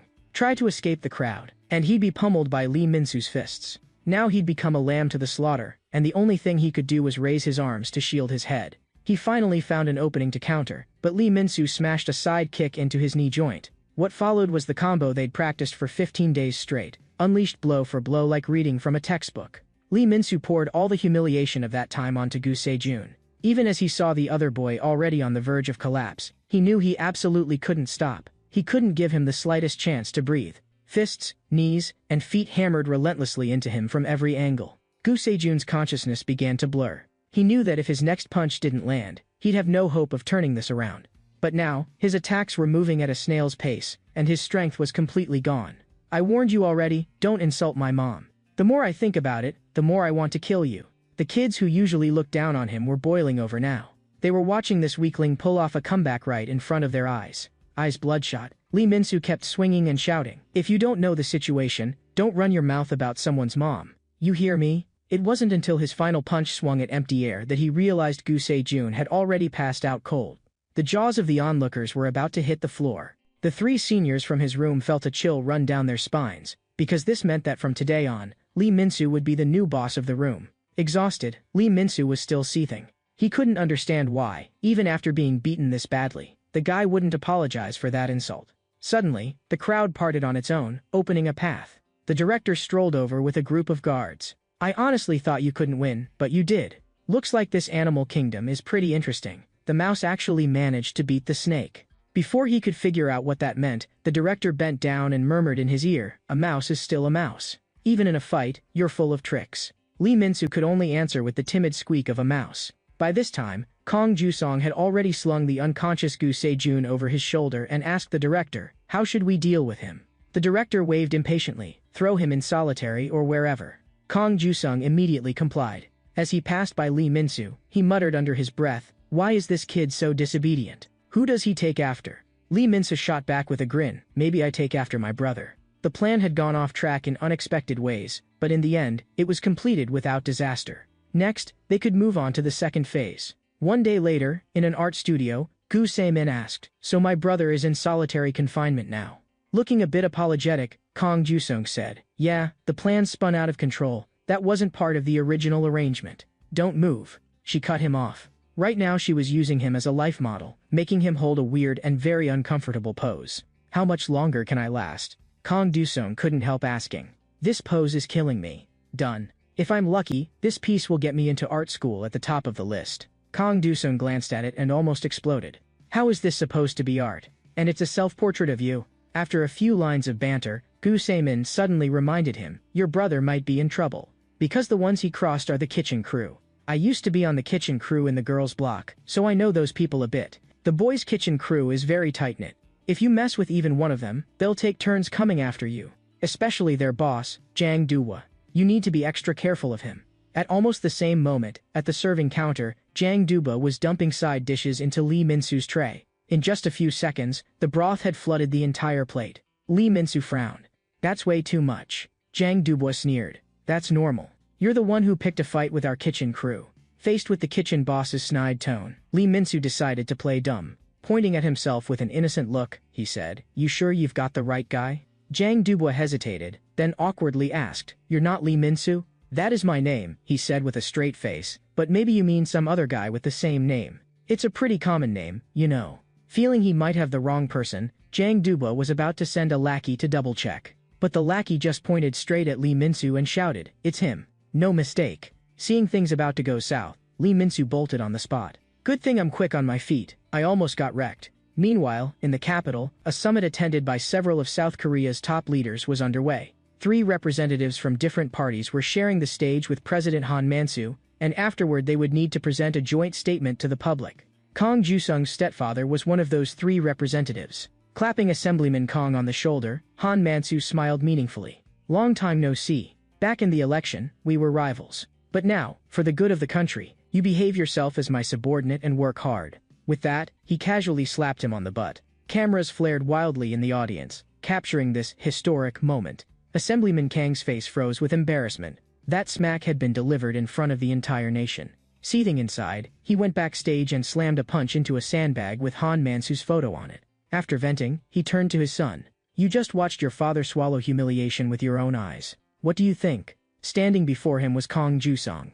"Bringing Han Man-soo down is easier than you think. All we have to do is destroy his most important political asset, the Youth Rehabilitation Center, that so-called reformatory. That's why I sent you in there," Assemblyman Kang said, eyes lighting up. "How's your progress?" "From everything I've seen so far, that place is nothing like what he describes to the public. They force kids to abuse each other and all kinds of mistreatment are routine. For fun, they even deliberately ignore the fights between kids. This talk of reforming youth is just a pretty excuse. In reality, it's a complete and utter hell." Hearing this, Assemblyman Kang applauded with a smile. "So the reformatory is Han Man-soo's weak spot?" "That's right. As long as we expose the truth to the media, it will be enough to pull him down." But his father shook his head. "You're too hasty. That alone isn't enough. At the end of the day, those kids are still criminals. The victims will just think they deserve to suffer. All Han Man-soo has to do is apologize, shout a few slogans about human rights reforms, make a few changes, and your little scoop will be washed clean. You need to dig out something truly fatal from the inside." Today, the punishment arranged for the juvenile offenders at the reformatory was something called the crab position. Each kid had to bend like a crab with his head pressed to his own butt. This was the director's entertainment for the day. Twisted up and shaking, Lee Min-soo cursed inwardly. "Damn it, how long do I have to hold this? I'm about to die here." Suddenly, a guard walked up to him. He tensed up reflexively, blurting out, "Crab, crab." Looking up, he finally let out a breath. It was Kang Ju-sung. "Out, private training." In an instant, Lee Min-soo perked up, thinking his brother was giving him extra coaching. Instead, what awaited him was an upgraded version of the crab drill. Balancing on his stomach as a pivot, all 4 limbs lifted off the ground, holding the pose in midair. A bit sheepish, Kang Ju-sung explained, "If I just pull you out outright, it'll make people unhappy and make the director suspicious." "You're just making my life harder," Lee Min-soo protested through clenched teeth. "Calling you out alone is so I can explain the second phase of the plan.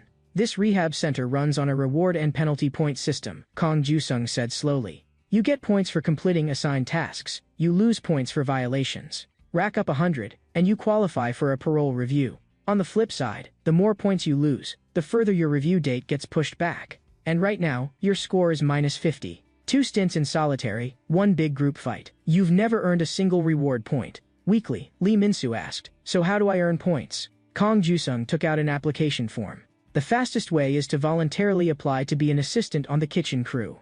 Lee Min-soo threw himself to the floor, rolling around. "Are you insane? I pissed off the kitchen crew that badly, and you want me to walk into their territory as an assistant? That's just asking to get chopped up. I'd rather rot in here than go there. Those guys will kill me." Kang Ju-sung sighed. "Fine.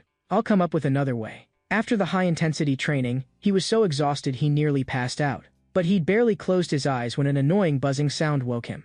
He slammed his hand on the desk. "Do you really have to make that noise with your mouths?" The noise was coming from the 3 seniors who had now been reduced to vacuum cleaners. The white-haired boy, thanks to him becoming boss, was finally freed from his role as Pobby. The seniors explained that humming while they worked made them more efficient, and told him to just sit and relax. They'd be done in no time.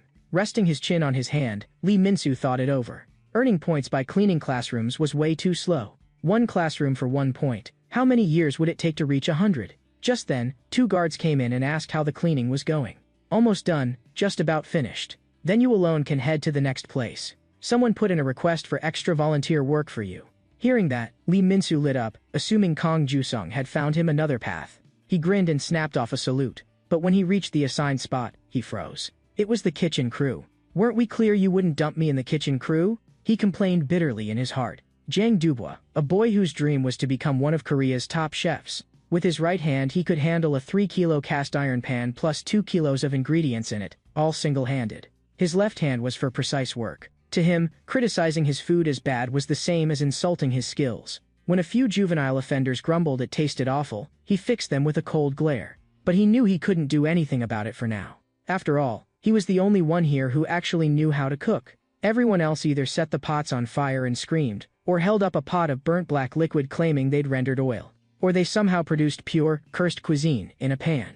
Watching the ingredients go to waste, all he could do was tell them to stop, close to tears. He wanted to tear them apart, but they were his team, so he could only endure it. Today, though, things were different. Lee Min-soo had insulted his team. If this new guy turned out to be just as hopeless in the kitchen as the others, then Jang Dubois would have every excuse, under the name of culinary training, to settle all his past and present scores at once. With that in mind, he hefted a pan and charged at Lee Min-soo. But Lee Min-soo casually whipped up 2 dishes, and left the kitchen boss who'd been ready to kill him standing there in a daze. In all his years in the prison kitchen, this was the first time he'd seen someone whose cooking skills could stand shoulder to shoulder with his own.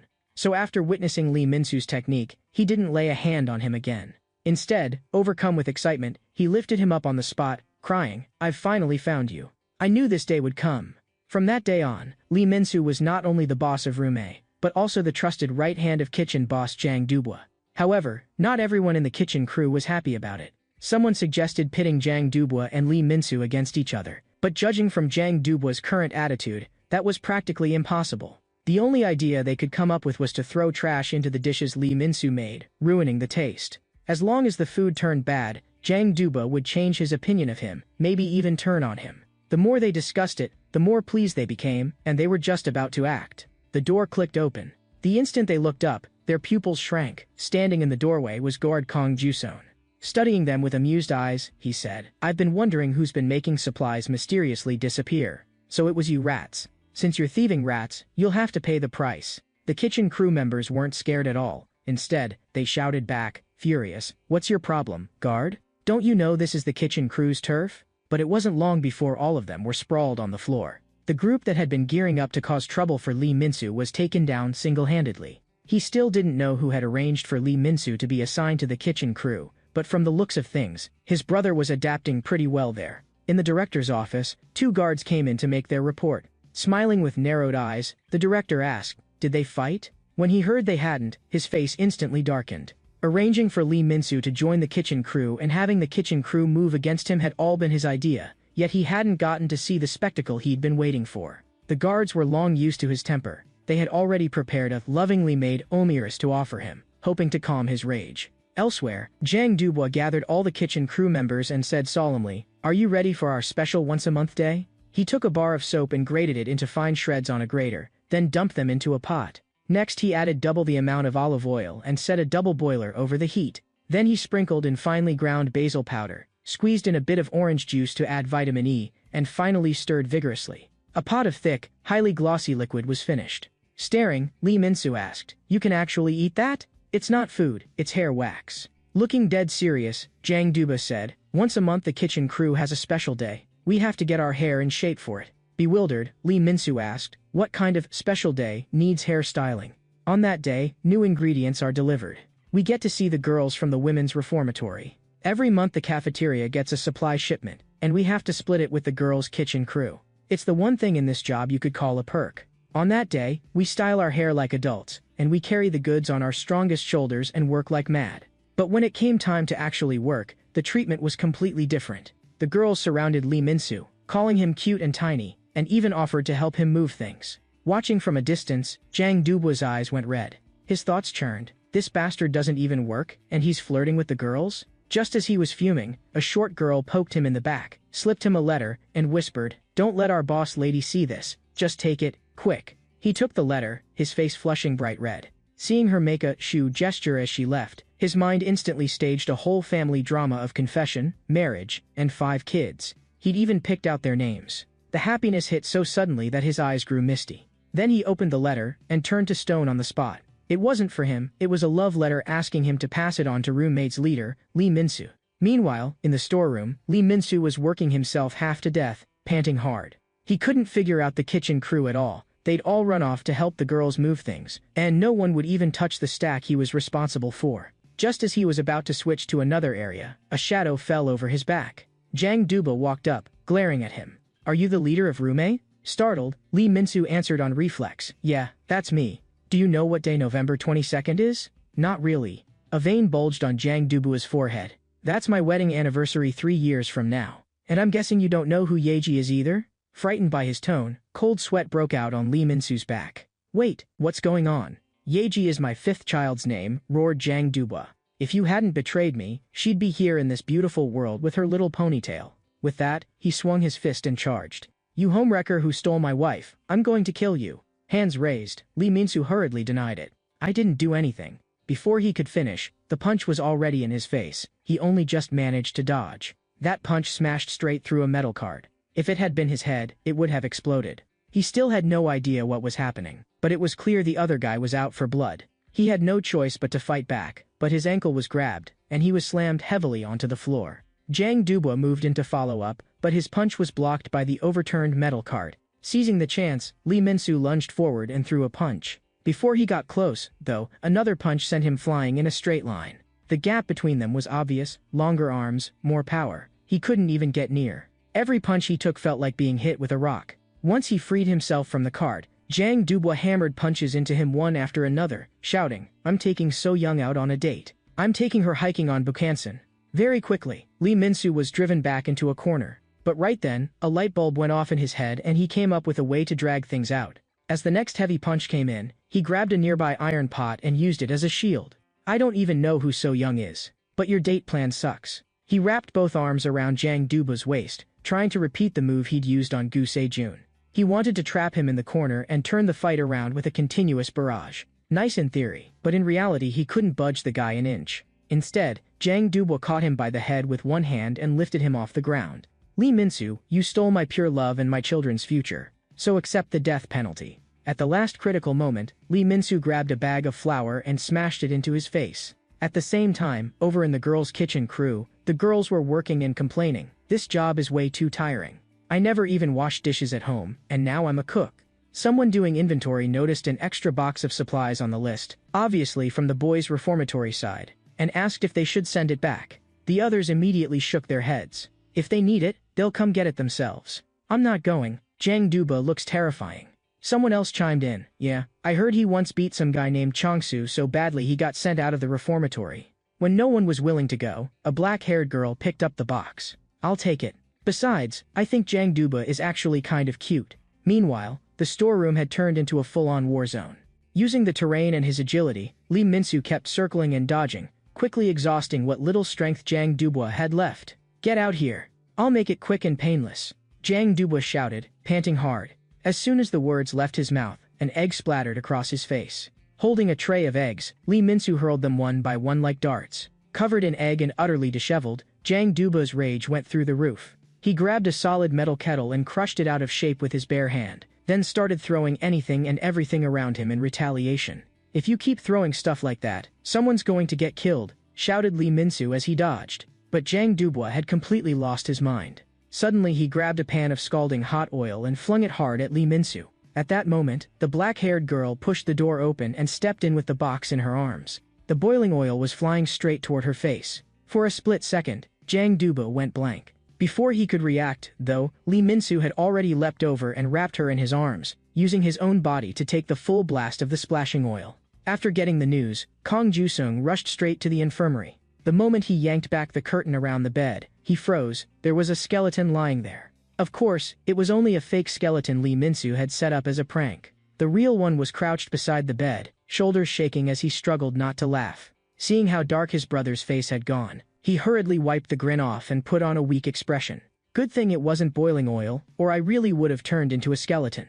Kong Ju-sung walked over and suddenly pulled him into his arms, gently ruffling his hair. "As long as you're okay." After they chatted for a while, Lee Min-soo said he wanted to go back to the kitchen crew. Kong Ju-sung refused on the spot. "You just got hurt and you still want to go back to the kitchen? You're the one who said that's the fastest way to earn points. And I know you'll teach me how to beat Jang Duba.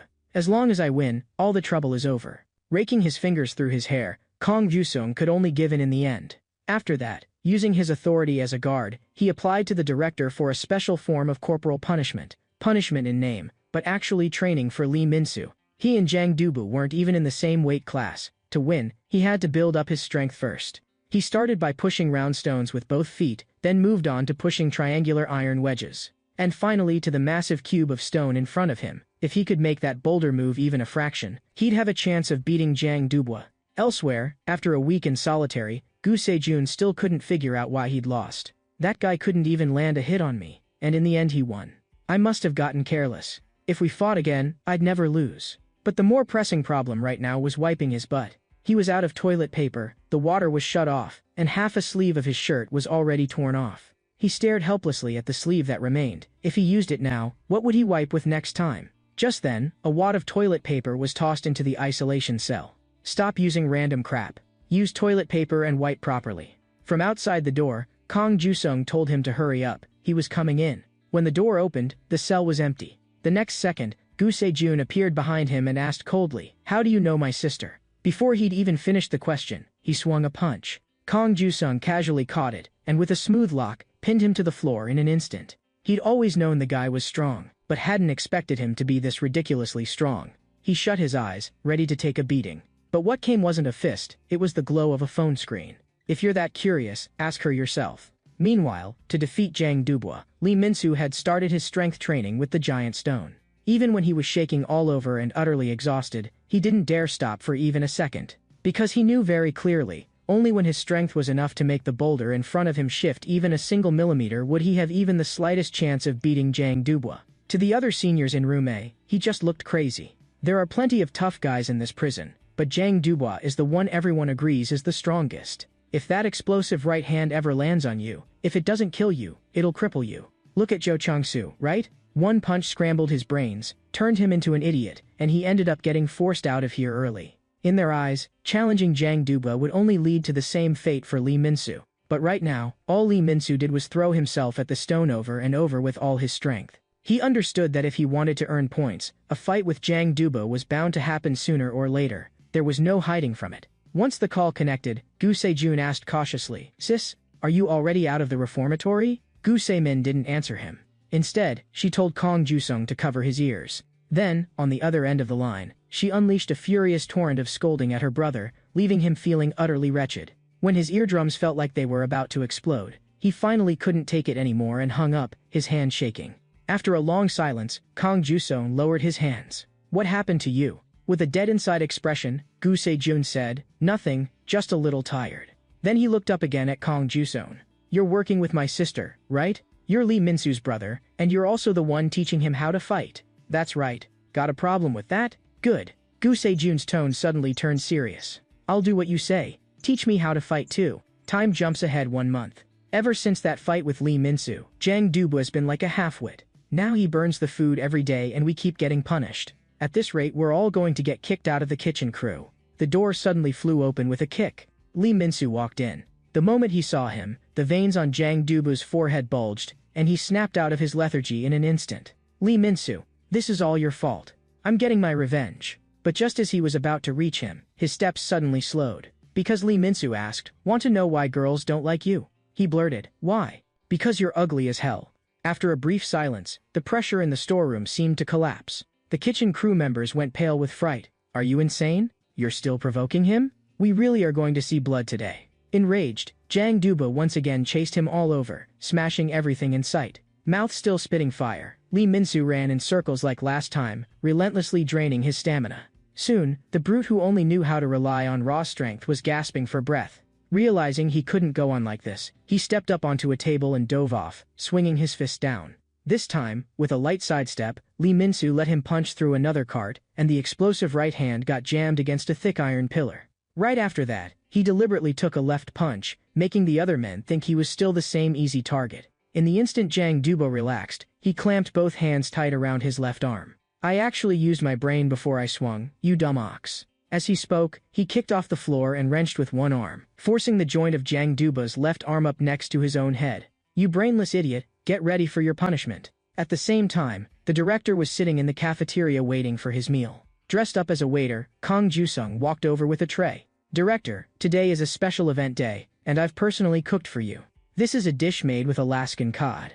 The director's face lit up with delight. He had never expected to eat something so rare in a place like this. Right after, Kang Ju-sung mixed a special drink for him as well. The director had barely taken a sip when he felt as if he'd drunk top-shelf liquor. Of course, the real highlight still had to be the special showdown happening right in front of him. Right now, with his left arm locked by Lee Min-soo, Jang Duba was still talking tough. So you finally stopped running. But when he finally wrenched his right hand free from the gap in the cart and got ready to counterattack, he realized the truth. His left arm was tightly bound, and his right arm, because of his massive frame and the cramped angle, simply couldn't extend. In short, he was too big, and his own size was being used against him. Not bothering to talk, Lee Min-soo just smashed punches into his face one after another. Taking the blows, Jang Duba asked in confusion as he was hit, "Who taught you this grappling? And you really think that just doing this is enough to beat me?" He tried to break free with brute force, but found that Lee Min-soo's stance and weight distribution were unbelievably solid. He poured in strength to no effect and instead kept eating punches. A month earlier, Kang Ju-sung had already broken down the method and key points for his brother to defeat Jang Duba. In the previous fight with Gu Se-jun, the difference in their weight classes had only been one level. That had allowed Lee Min-soo to force him into a corner and decide the match with a combo. But his opponent now was Jang Duba, whose weight class was 3 full levels above his. Trying to use the same tactic was nearly impossible. More realistically, he had to pray he wouldn't be the one forced into a corner. Closing that kind of weight gap in a short time was pure fantasy. It was just like pushing stones. If you thought of those boulders as Jang Duba, how could you move or even topple them? The answer lay in leverage. In fact, human movement itself is a matter of using all kinds of levers. As long as Lee Min-soo turned himself into the crowbar, using angles and center of gravity as fulcrums, he could lever that boulder named Jang Duba. Right now, Jang Duba was burning with rage inside. No matter how he rammed forward, the skinny kid in front of him didn't budge. All he could do was passively take hit after hit. Watching from the window, Kang Ju-sung turned to the director. "Director, are you enjoying the show?" The director squinted and commented, "It's interesting enough, but the direction is too predictable. Look at Jang Duba's face, he's totally lost. How could those skinny little arms possibly beat that big lump of meat? Besides, Lee Min-soo's already getting tired. You can't fake the difference in weight." Kang Ju-sung suggested, "Care to make a bet?" "I'll bet that kid, Lee Min-soo, will win." The director's eyes lit up. "A bet sounds good.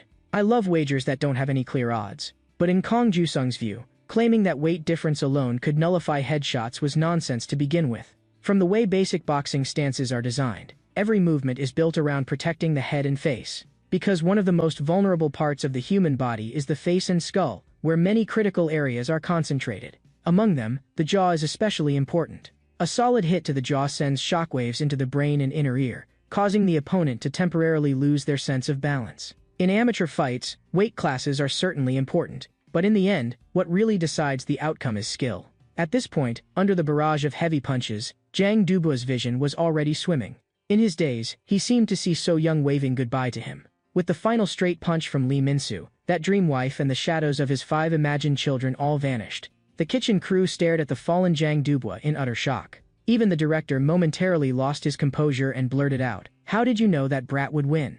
"Just a hunch," Kang Ju-sung replied blandly. Not very pleased, the director got up to leave. "You've got an interesting hunch. You'd better start thinking now about what reward you want from that bet." Meanwhile, barely able to stay on his feet, Lee Min-soo was gulping for air. In his mind, he was thinking that it was finally over. Just then, he spotted a letter on the floor that had fallen from Jang Duba's pocket. When he opened it, he realized it was a love letter addressed to the leader of Room A, but the recipient wasn't him, it was Gu Se-jun.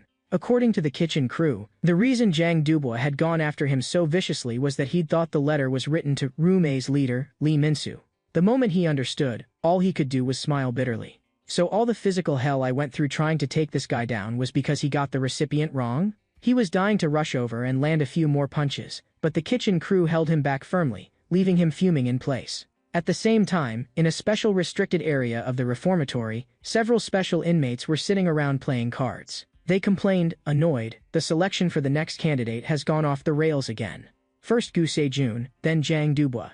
Is that kid Lee Min-soo really that strong?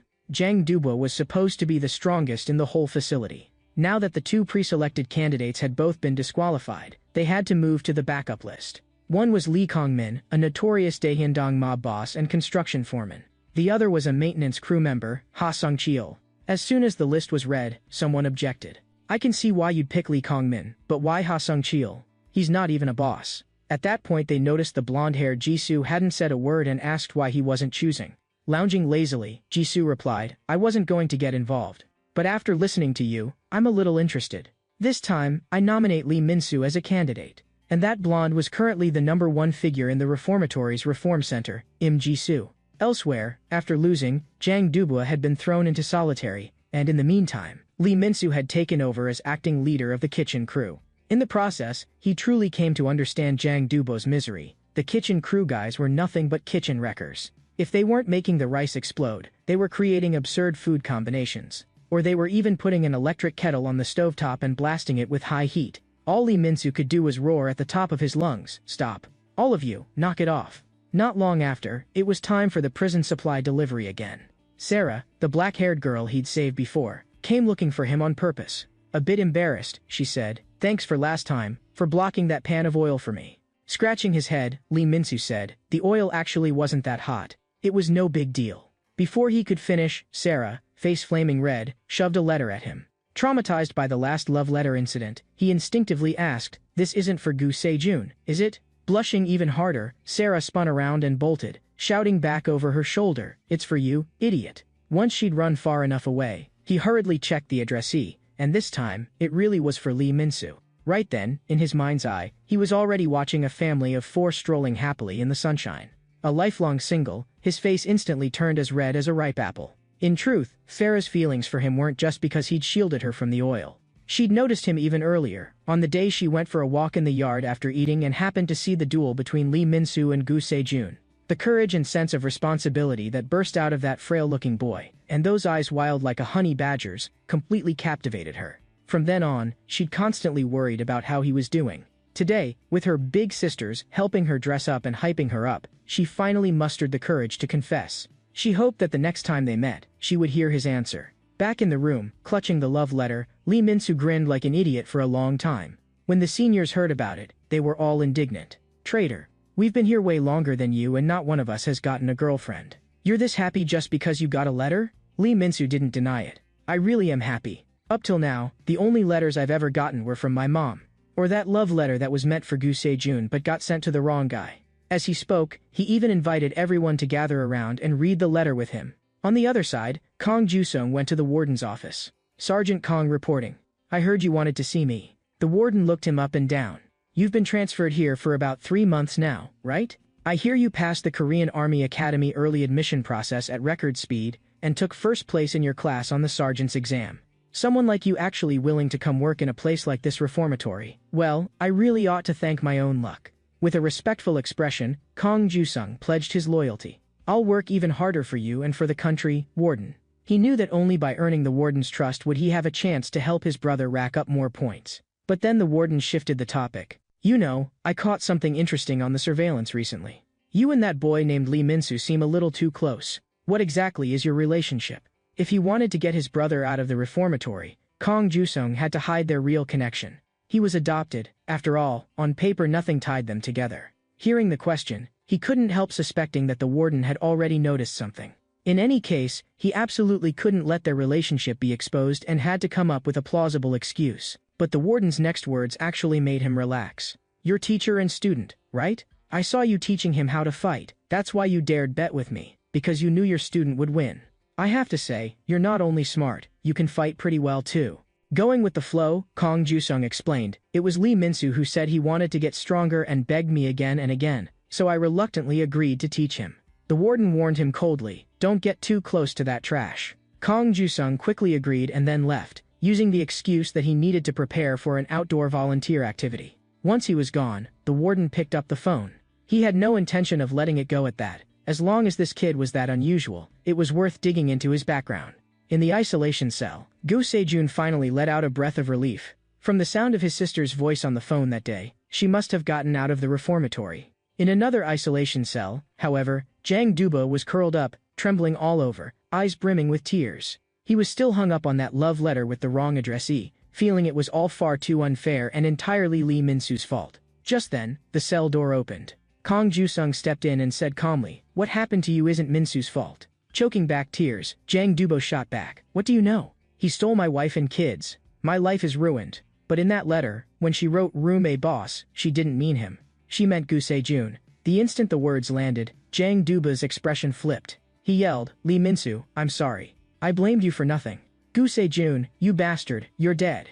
Unable to help himself, Kong Jusung cut in, calm down. You're jumping to conclusions. As he spoke, he took out his phone and pulled up a photo. When Jang Duba saw the image clearly, he gnashed his teeth. That's the kitchen goddess, Gu Se-min. Why is she standing next to that piece of trash Sejun, posing like they're a couple? Once more, he swore to carve Gu Sejun up into 1,000 pieces. Now he's stealing my goddess too? After hearing that they were siblings, his expression grew complicated.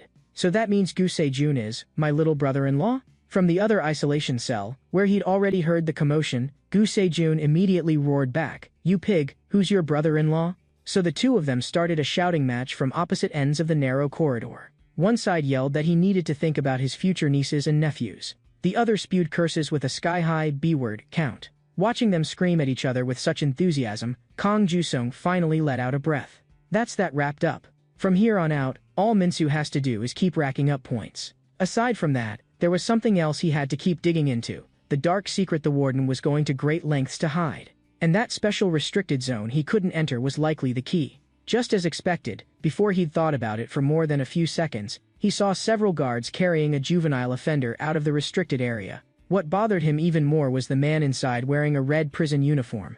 Meanwhile, in the showers, Lee Min-soo was staring at a sliver of soap worn down to nothing. This is even smaller than last time. How am I supposed to wash with this? Someone passed him a bottle of shampoo from the side. They actually have this stuff in prison? He took it and turned his head. How do you have shampoo? And your prison uniform is red, and you don't have a rank tag on your chest. So Yar? Jisoo calmly introduced himself, speaking slowly, but he called out Lee Min-soo's name in one breath. That made Lee Min-soo pause. How do you know me? Before he could figure it out, Jisoo suddenly bent down. Thinking he was about to be attacked, Lee tensed up instinctively. In the next instant, that hand simply ruffled his hair lightly. You're even smaller than I imagined. How did you win those 2 fights? Lee Min-soo said stiffly, Since you lent me shampoo, I'll let this slide. But then Jisoo suddenly dropped a strange line. This time I came looking for you. Next time, it'll be your turn to look for me. It won't be easy, but I'll wait. With that, he wandered off without a care, leaving behind a thoroughly confused Lee Min-soo. Back in the isolation cells, the two brawlers finally stopped their shouting. Jang Duba asked, You could have beaten Lee Min-soo. Why did you let him win? Gu Sejun shot back, And what exactly did you do to lose to him? He explained that he'd been careless that day, and the kid had been very well prepared. Jang Duba admitted, At first I just wanted to toy with him a little, and then realized I'd walked straight into the trap he'd set. But after those 2 fights, they must have noticed Lee Min-soo by now. Jang Duba nodded. Yeah, they even got people in the kitchen to stir things up between me and Min-soo. Maybe they're planning to hand the candidate spot to Lee Min-soo instead of me. At that, Gu Sejun suddenly snorted. Don't make me laugh. I'll prove I'm the real candidate. I'll climb to the top and pay them back 100-fold for the humiliation they gave me. 15 days later, Lee Min-soo had gradually blended in with the kitchen crew. Just as he was about to dig into his noodles, the kitchen crew members all stared past him with strange expressions. Puzzled, he realized that Jang Duba had silently taken up position behind him. Hands raised high as if he were about to attack from behind, and the next second, he suddenly dropped to his knees. I'm sorry, Lee Min-soo. I got the wrong guy and tormented you all that time. And now that bastard is my brother-in-law, so I can't even help you get revenge. Reaching out a hand, Lee Min-soo pulled him up. It's fine, I accept your apology. Come on, sit and have some ramen. Moved to tears on the spot by this gesture, Jang Duba started crying in earnest. The rest of the kitchen crew joined in, shouting, It's all in the past. Then someone else blurted out, and now Lee Min-soo's gotten another love letter from a girl. At that, the emotion vanished from Jang Duba's face in an instant, twisting into a snarl. You bastard, Lee Min-soo, now you've got your eye on my second wife too? Right there in the storeroom, they put on another wild chase scene, but this time it was just for fun. Grinning from ear to ear, Lee Min-soo was thinking that tomorrow was the day he would write back to Sarah. But the next day, he couldn't smile at all. He'd been assigned to join a volunteer job. Rolling on the floor, he protested, I don't want to do any stupid volunteer work. I want to see Sarah and give her letter back to her. The seniors tried to calm him down. But this is the only way right now to get a big pile of points. Just then, another crew of volunteer kids walked in. With mocking smirks, they taunted, You guys want to be my underlings? I can hook you up with cushy work at fried chicken joints and stuff. Everyone from room A snapped back in unison. What the hell are you talking about? One of the fat kids grabbed Lee Min-soo by the collar. So you the one who beat Gu Se-jun and Jang Dubois? Look at you, you're weak as hell. Just as it looked like things were about to explode, a guard rushed in to stop them. The moment they saw the guard, everyone lined up in 2 neat rows, playing the obedient student. The shifty-eyed boss on the other side was the first to speak up and tattle. "Guard, we've been behaving ourselves. They're the ones who stirred things up." Bald Senior Wang Hyuk was about to argue, when a heavy punch crashed into his face. The guard said coldly, "I've had a problem with your face for a while. With a face like that, of course you're going to cause trouble." Stunned, Lee Min-soo immediately realized. This guard was clearly on the other group's side. All Wang Hyuk could do was beg for mercy. Thankfully, Kong Jusong arrived in time and stopped the guard from hitting him again. "That's enough. We're about to head out." Seeing it was a colleague, the guard smiled and said, "The kids were about to start a fight, and I lost my temper for a second, hit a bit too hard." Then he took his team and boarded the bus first. Concerned, Kong Jusong asked Wang Hyuk, "Can you still manage to go do the volunteer work?" Wang Hyuk shook his head, then nodded. "Yeah." Then, looking at his brother's back, Kong Jusong said sharply, "You were about to attack a guard just now, weren't you?" Glancing back with an innocent smile, Lee Min-soo said, "How could you think that?" Once they were on the bus, he asked Moon Hyun-jun, "Do you smell something weird?" When he turned, he saw someone in the back row had stuck his reeking bare feet into his space. He immediately warned, "Get your feet out of here." Their boss said lazily, "If you don't like it, fight my guys. Even if Gu Se-jun showed up, he couldn't handle us." Before he could finish, Gu Se-jun stepped onto the bus. Without saying a word, he simply stood there and swept his gaze over them. The loudmouth boss's pupils blew wide, and his lackey scrambled to pull their feet back. Even Lee Min-soo hadn't expected that today would be the day Gu Se-jun was released from solitary. He cursed inwardly, "Great. This volunteer trip is going to be nothing but troublemakers, one after another." Very soon, the bus arrived at the nursing home. The director, together with several aunties, greeted them at the entrance. Kong Dusung went up politely and shook hands. "We hope this volunteer activity can bring some positive changes to the kids from the reformatory." Another guard held up a camera, saying he would record the whole process. The aunties brought out drinks to treat these juvenile offenders. After just one sip, they couldn't help exclaiming, "It's been so long since we had cola. This is the taste of freedom." Today, the volunteer work they had to do was taking care of the elderly in the nursing home. Looking at a room full of white-haired seniors, they grumbled as they worked. Just then, a senior inmate suddenly pointed ahead. "Wait, isn't that a young woman over there?" Following the voice, when Gu Se-jun saw who it was, he crushed the paper cup in his hand on the spot. It was his older sister, Gu Se-min. "What the hell? Why is my sister here?" Their first assigned task was to wash the senior's feet, with the nearby guard in charge of photographing the entire process for the record. After finishing washing one elderly grandpa's feet, Lee Min-soo wiped his forehead and let out a breath. He heard someone beside him call for the next person, asking him to help. He assumed it was another elderly person and agreed without thinking. "Joking," he said. "This grandpa must have been through a lot. His feet have a ton of calluses too." He was just about to look up and ask, "Feeling a bit better now?" when he froze. That was no grandpa at all, but the boss of Room C, Oh Tae-sung. Oh Tae-sung plopped his wet foot right onto Lee's face. "Dry it. How about you just follow me from now on and be my professional foot wiper?" The humiliation made Lee Min-soo's fury shoot straight to the top. He nearly exploded on the spot, but Moon Hyun-jun clung to him with all his strength. "Hold it in, the guard's filming over there." Oh Tae-sung and his underlings kept up their sneering from the side. "This kid's just a hot-headed punk. Looks like Gu Se-jun and Jang Dubois aren't that great either." Grinding his teeth, Lee Min-soo could only force his anger down. He knew the guard over there was on Oh Tae-sung's side. If he made a move now, they'd just play him even worse. Out in the yard, Gu Se-min was pushing an old grandma in a wheelchair for a stroll. "Grandma, the flowers over there are so pretty, let's rest here for a bit." The real reason she chose to stop here was that she saw her brother also slowly pushing an old man this way. "Everyone else is busy helping out, and you're slacking?" she teased. Keeping a straight face, Gu Se-jun said he sincerely wanted to spend more time with the seniors. "After all, you got thrown into the reformatory for beating up that perverted old man."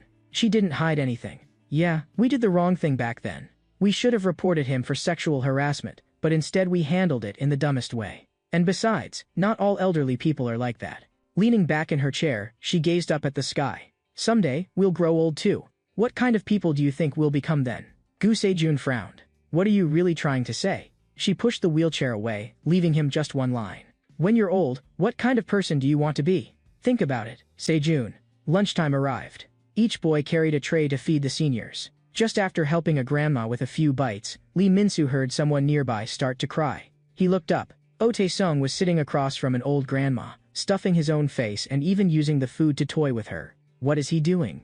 Unable to hold back, Lee shouted to stop him. The words had barely left his mouth when a splash of soup came pouring down over his head. Oh Taesung's lackeys laughed smugly. Oops, our bad, it was an accident. He was about to charge over, but Moon Hyun-jun and Wang Hyuk grabbed him and held tight. A nearby guard immediately walked over. Lee Min-soo, trying to stir up trouble again? They're the ones who dumped soup on my head. He didn't even finish before being cut off. They said it was an accident. The guard, of course, was on Oh Taesung's side. Swallowing his frustration, Lee could only hold it in again. Oh Taesung's underlings grew even more brazen. We used to be afraid of a block people, but they're nothing special after all. Leisurely, Oh Taesung began to explain his creed. I don't care what block you're from. In my eyes, money is king. In the reformatory, ranks are based on the severity of your crime. But in the end, the more serious the crime, the tougher you usually are. But we're in C block as fraudsters. We might not be the best at fighting, but we don't need to fight at all. Just look at the news. Yuksung Group Chairman Moon Hazik, released on bail due to deteriorating health. If you have money, bodyguards, cops, even the law itself will protect you. We don't have power, so we'll just buy power. Fraudsters are the last people who will ever be short on money. In his eyes, as long as you held onto the cash, you could control the A-block thugs who lived off their fists. His lackeys, fired up by his words, became even more unrestrained. Soon, they were assigned to bait the seniors. But instead of working, Oh Taesung's boys just smoked and fooled around in the bathroom. They ignored the old man shivering under the scalding water. Just then, Wang Hyuk, who had just finished cleaning the toilets, headed to the bathroom to tidy up. The moment he pushed the door open, he saw the whole scene. He dropped his mop on the spot and stepped in front of the elderly man. I thought it was security for a second, the lackeys jeered. Scared me there. You've gone too far. Wang Hyuk couldn't help but shout. What if Grandpa has a heart attack? Before the words even finished, a punch came out of nowhere and smashed into his face. The fat one sneered. Who do you think you are, talking down to me? The other two lackeys laughed and cheered from the side. Gritting his teeth under the blows, Wang Hyuk fought back. Come on, then, you bastards. By the time Lee Min-soo and Moon Hyun-jun arrived, Wang Hyuk had already been beaten unconscious on the floor. Back outside, Lee went to find Kong Jusung, hoping his brother could help and give them a chance for payback. But Kong Jusung shook his head. You're out here doing volunteer work and still thinking about fighting? If you cause trouble here, things will only get more complicated. At a loss for words, Lee could only turn and walk away. Just then, a voice called out to them from behind. Guard Officer Shin walked over, half smiling. If I didn't mishear, you just now seemed to call him brother? Their expressions tightened instantly. They were just about to explain when Officer Shin continued. I've thought it was strange for a while. Sergeant Kong treats you like family. What exactly is your relationship? Kong Jusung knew that once their identities were exposed, every plan would collapse. For a moment, he was at a loss for words. At the critical moment, Gu Se-jun suddenly appeared beside them and shouted at Kong Jusung, Bro, I've been looking everywhere for you. Those guys are causing trouble again. Officer Shin froze for a second. This punk actually dares talk to a guard like that? Kong Jusung quickly followed his lead and explained, maybe I'm too lenient with them, so they all just call me bro. Officer Shin gave a cold warning. This place is turning into a gang academy. I'll pretend I didn't see anything this time. If I see you getting too close to this trash again, I'll report it straight up. When he was far enough away, Kong Jusung finally let himself relax for real. But they all knew that if things kept going like this, it was only a matter of time before they were exposed. Lightly tapping Gu Se-jun on the chest, Lee Min-soo wordlessly thanked him. Gu Se-jun casually tapped him back, still spitting venom. Don't get the wrong idea. I'm not helping you. As they talked, the two nearly started arguing again. So Kong Jusung simply grabbed them each by the neck like chicks. Both of you, behave. Still unwilling, Lee asked, you really aren't going to help? Those guys are way out of line. Kong Jusung jabbed a finger at his forehead. You almost exposed yourself just now, and now you want to stir up trouble again? You trying to rot in here forever? With that, he directly assigned Gu Se-jun to keep an eye on Lee Min-soo. Naturally, Gu Se-jun wasn't happy, but when he heard the threat that refusing meant double training, he could only nod helplessly. After that, under the Andes' guidance, they were assigned to change diapers for bedridden seniors. Running back and forth, Lee Min-soo had just finished changing several people and was about to move to the next. He suddenly realized that the pack of diapers that had been full just a moment ago was gone. He turned around and saw that Oh Taesung and his lackeys had put all the diapers on themselves. They were fully geared up and striking ridiculous poses. Get ready to go to war with that useless punk from a block. Just as Lee was about to step forward, Gu Se-jun blocked him. Don't fight. Your bro told you to behave. But I really can't swallow this kind of provocation. Off to the side, Oh Taesung was still basking in his own glory. We're not playing around, we're protecting the world. And we've already captured a monster. The monster they were talking about was Wang Hyuk, who was tied to a chair. His body was wrapped in tape, and a diaper was pulled over his head, leaving only his nose exposed. Seeing this, Lee's anger instantly went off the charts. You're doing this to someone who just got injured? From the side, Gu Sejun lightly patted the back of his head. Calm down. Don't stop me, or we'll fight first. Fight? I'm fine with that. But look who's over there. He pointed to the side. Oh Tae-sung was reporting to Guard Officer Shin that Lee and the others had been provoking them non-stop. With a stern face, Officer Shin walked toward them. Didn't I warn you not to cause trouble? One more incident and you're going back for special training. To avoid dragging his brother down, Lee Min-soo could only swallow his rage yet again. In the afternoon, Oh Tae-sung's lackeys went outside to smoke. The fat one grumbled, "How long do we have to keep being that guy's underlings? Every time he starts spouting off, I just want to go up and deck him." Their leader, Park Tae-ho, waved his hand. "Relax. We're only cozying up to the C block guys for now so we can live more comfortably. When the chance comes, we'll climb higher." His real target was that area only true powerhouses could enter, the place where the men in red prison uniforms were. Rumor had it they were picking the next candidate, and there was already a hot favorite here. Someone cut in from the side. But didn't Gu Sejun already lose to Lee Min-soo? Park Tae-ho snorted. That's probably just a rumor. One look at Lee Min-soo and you can tell he's a weakling. He'd already decided to seriously injure Gu Sejun and prove his strength to the men in red. On Lee Min-soo's side, he had also figured it out. For now he had to endure. Even if it was to settle internal room problems, he couldn't drag his brother into it. Just as he was thinking about how to get around them, the two boys coming straight at him deliberately tripped him. They pointed at him on the ground and burst into loud laughter. "You bastards, I'm killing you today." Just as he was about to explode, someone else stepped in to smother the fire. Gu Sejun walked over with a handkerchief. "Good thing you seem okay. You can take a beating just like your brother. You don't even cry at this level." Curious, he asked why she knew his brother. She wiped his face as she smiled. "That's a secret." But with one sidelong glance, Lee had already spotted the name tag on her chest. Before leaving, she added, "Please, take good care of my little brother for me." Only after she walked away did he slowly turn her name over in his mind. Gu Sejun, Gu Sejmin. Thinking back to everything so far, he could be almost certain. This woman was Gu Sejun's sister. A thought formed rapidly in his mind. He sprinted all the way back to the classroom and smacked Gu Sejun on the back of the head. "That's payback for you hitting the back of my head before. Want to settle this one-on-one?" With his head lowered, Gu Sejun said flatly, "Don't even think about it." But he did admit, right now he really wanted to beat up those C-block punks. At the same time, on the rooftop, Gu Sejmin was waiting for Kong Ju-sung. A bottle of soda was suddenly set lightly on top of her head. "Sorry to keep you waiting." "This is more than enough for me," she said, satisfied. Kong Ju-sung asked what she'd called him up for. She replied, "Thanks to you, I got to see Sejun. As family, I have to show my gratitude. These days, you've also been helping me non-stop."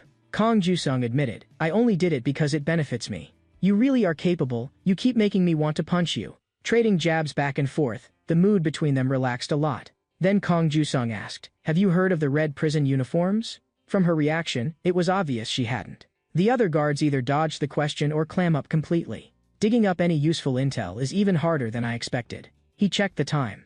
"I have to get back. Who knows what kind of trouble my brother will stir up next." "Don't worry," Gu Sejmin said.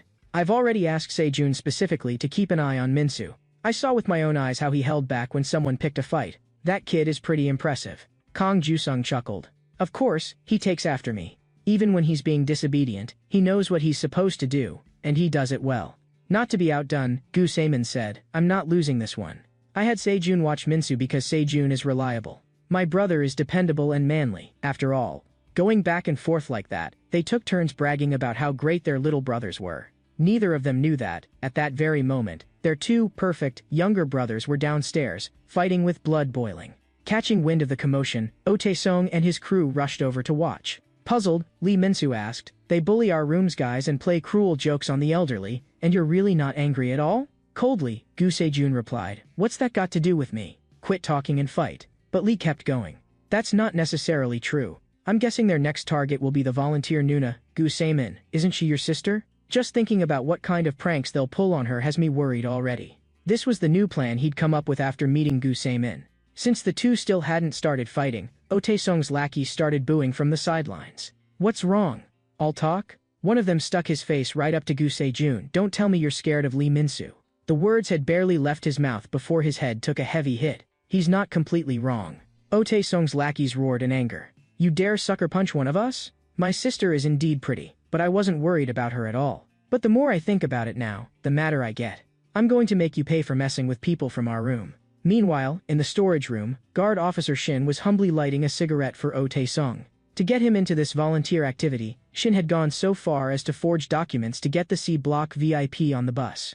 Tae-sung said calmly, I'm very satisfied. I'll make sure you get a bigger cut this time. With money in hand, Officer Shin beamed obsequiously. I should be thanking you. You always give me pocket money. Tae-sung went on sketching his blueprint. Once I take over a block and bring in a construction crew, you'll get even more. Find a way to connect me to the people in that special cell. I'm going to meet them personally soon. At that, Officer Shin panicked. That place is under the warden's direct control. If we get involved and someone finds out, we're finished. Right then, a lackey burst through the door. Something's happened. Gu Se-jun is beating up our guys. Furious, Officer Shin snapped. Didn't I already say no fighting? But Tae-sung stopped him. Don't rush in yet. I've been wanting to teach those losers a lesson anyway. Right, Park Tae-ho? Led by the lackey, a whole group headed toward the battleground. All of this was seen by Gu Se-min, who was hiding around a corner. Elsewhere, Lee Min-soo was hyped up, cheering for the fight on sight. Since Kong Ju-sung had told Gu Se-jun to keep an eye on him, he decided to use that to his advantage. He would use Gu Se-jun to help him take care of his enemies. Bruised and battered, the 3 C-block punks realized they had to work together. Just imagining his sister getting dragged into their pranks made Gu Se-jun hit harder and harder. This time, the 3 of them coordinated. One attacked head-on. One drew aggro.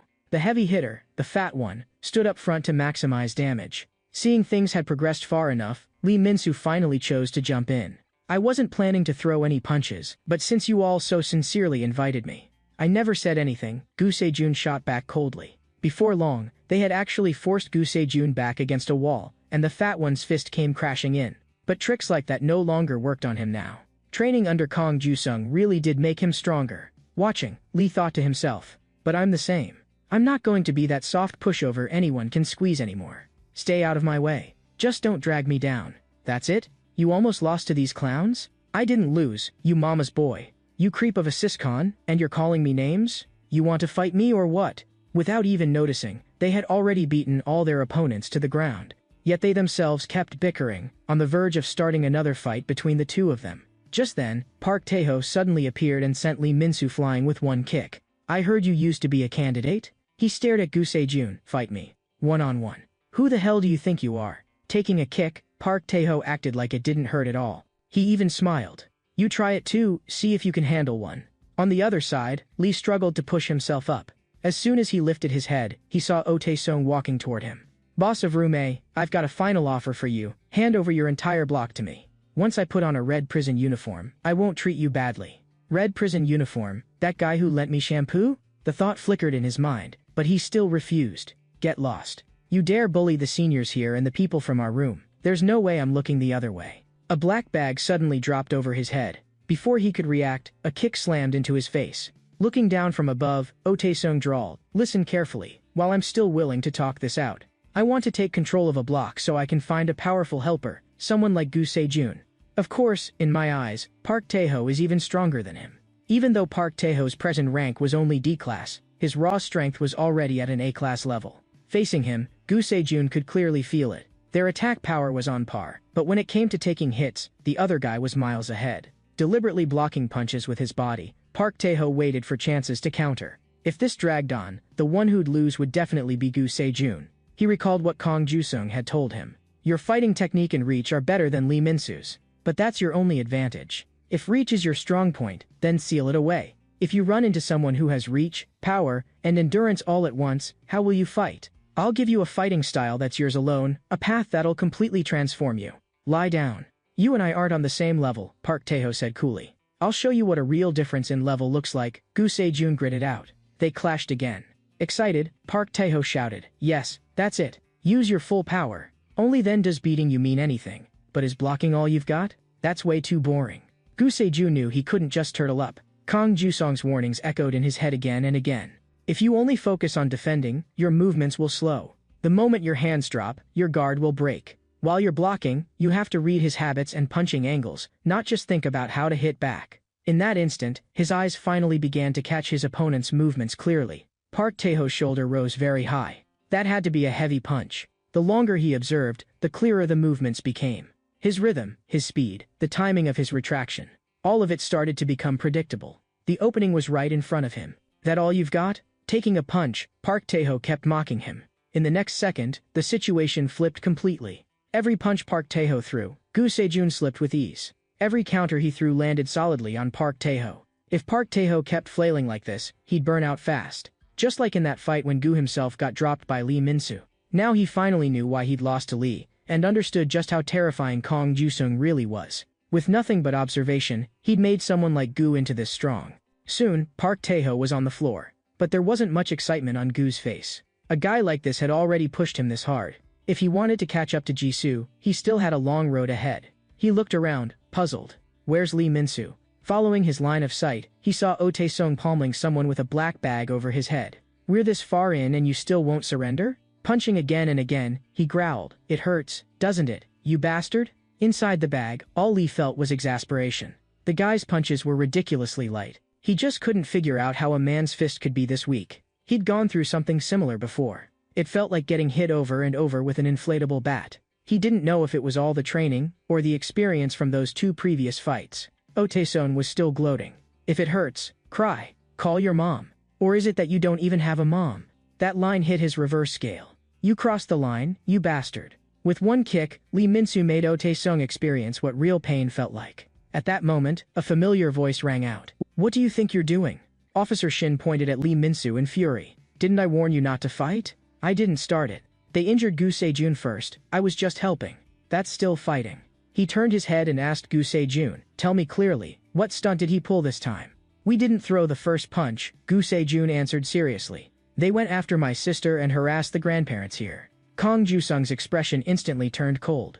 See that? Officer Shin seized the chance. I told you not to get close to these people. Because you shield them, they're this arrogant. Get ready to write up a disciplinary report. Just then, Gu Sejun arrived. Officer Shin, what you should be preparing isn't a disciplinary report, but court documents. Who are you? Officer Shin stared wide-eyed. Unhurried, she took out her phone and opened an audio and video file. On it was the entire process of Oh Tae-sung bribing him in the storage room and having him forge documents. In an instant, Officer Shin's face turned pale. You took bribes and forged official documents. Her tone was calm, but every word struck home. Officer Shin suddenly lunged, trying to snatch her phone. Kang Ju-sung stepped forward, and with a single move pinned him to the ground. The two of them met each other's eyes and nodded in tacit understanding.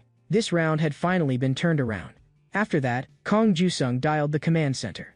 As soon as the call connected, Officer Shin shouted in panic, it's not just me. The guards in charge of the red prison uniforms take even more bribes. Hearing the words, red prison uniforms, Kang Ju-sung's heart jolted.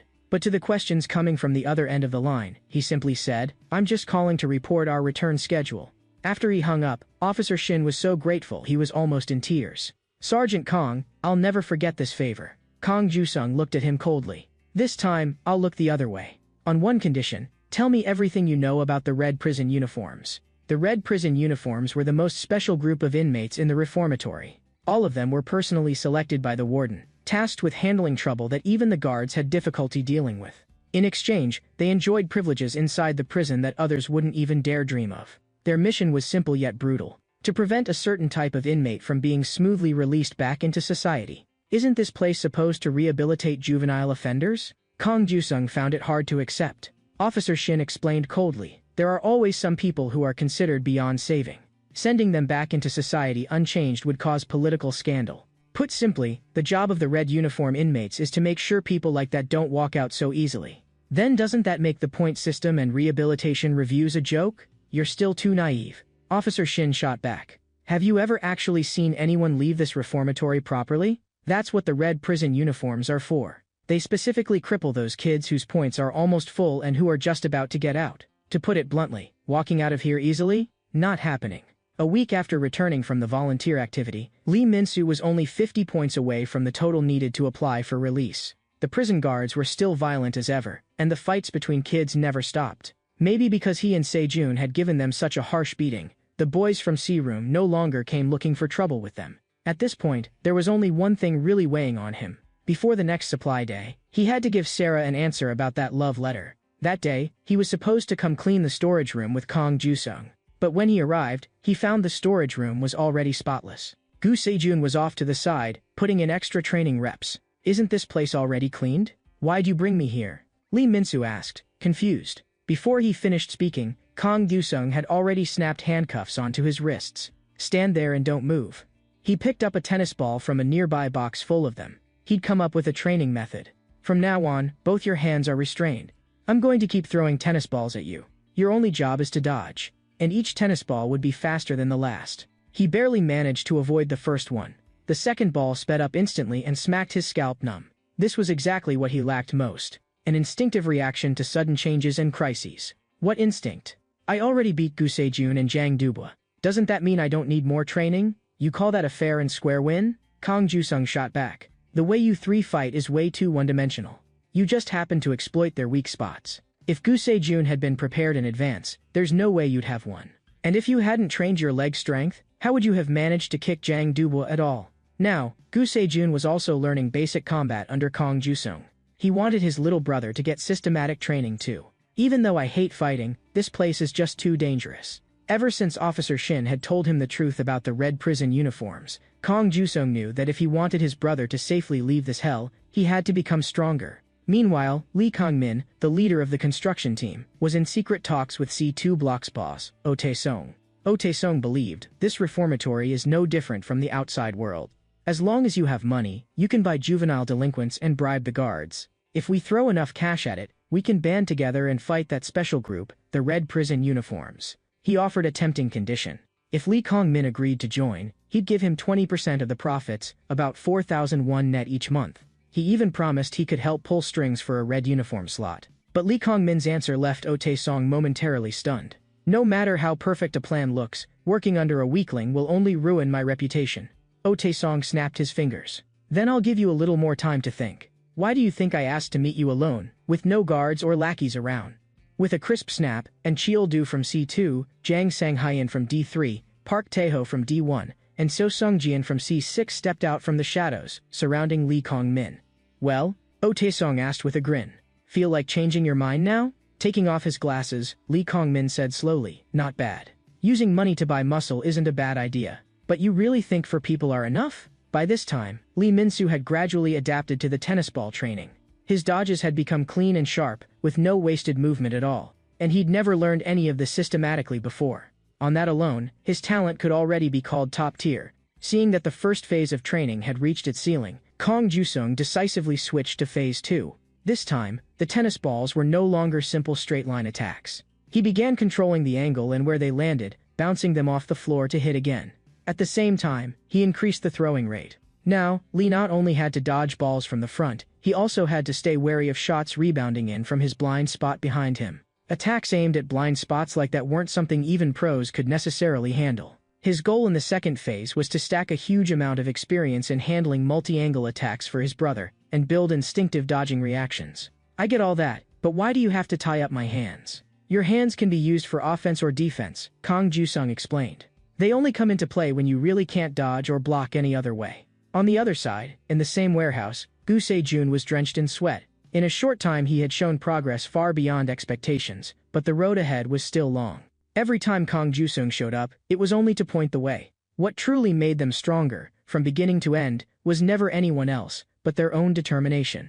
The training he'd arranged this time would be hellishly brutal. If they got through it, their potential would be fully unleashed. If they couldn't, they'd be stuck at the word potential forever. And silently, he wondered to himself, once this hell training ended, which of them would end up going farther? Meanwhile, Officer Shin quietly opened the door to the private meeting room. What was supposed to be the surround and crush setup planned by Oh Tae-sung had already turned into a slaughterhouse. The 4 bosses of each block had all been taken out. Only Oh Tae-sung remained, begging the just-arrived Officer Shin for help. But he didn't know that Officer Shin and Lee Kang-min had long since been grasshoppers tied to the same rope. From the start, this meeting had been a trap they'd set together, with only one goal: to squeeze the safe combination for Oh Tae-sung's external stash out of him. Using the location provided by Officer Shin, Lee Kang-min's people had already seized that hideout.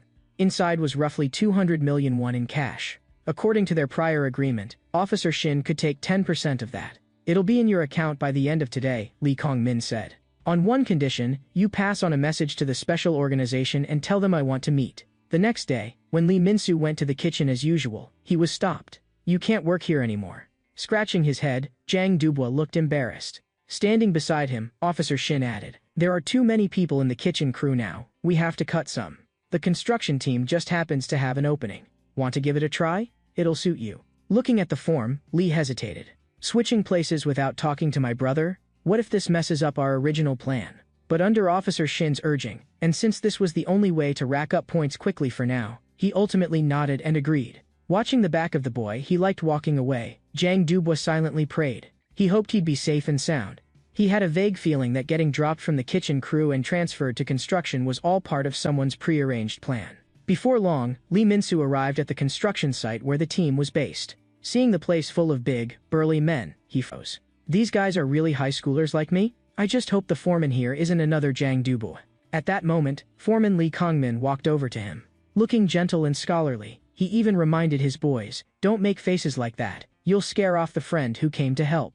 Considerately, he handed him a pair of gloves. "I'm Lee Kong-min, the construction team leader. If you work barehanded here, you'll get hurt." He ordered his men, "It's Lee Min-soo's first time around machines. Help him out and let him get used to things." Then he smiled at Lee. "If you ever have questions, just come find me." Lee instantly felt a huge weight lift from his chest. Looks like transferring to construction was the right move. This leader is gentle, polite, actually looks out for me, nothing like that rough Jang Dubois.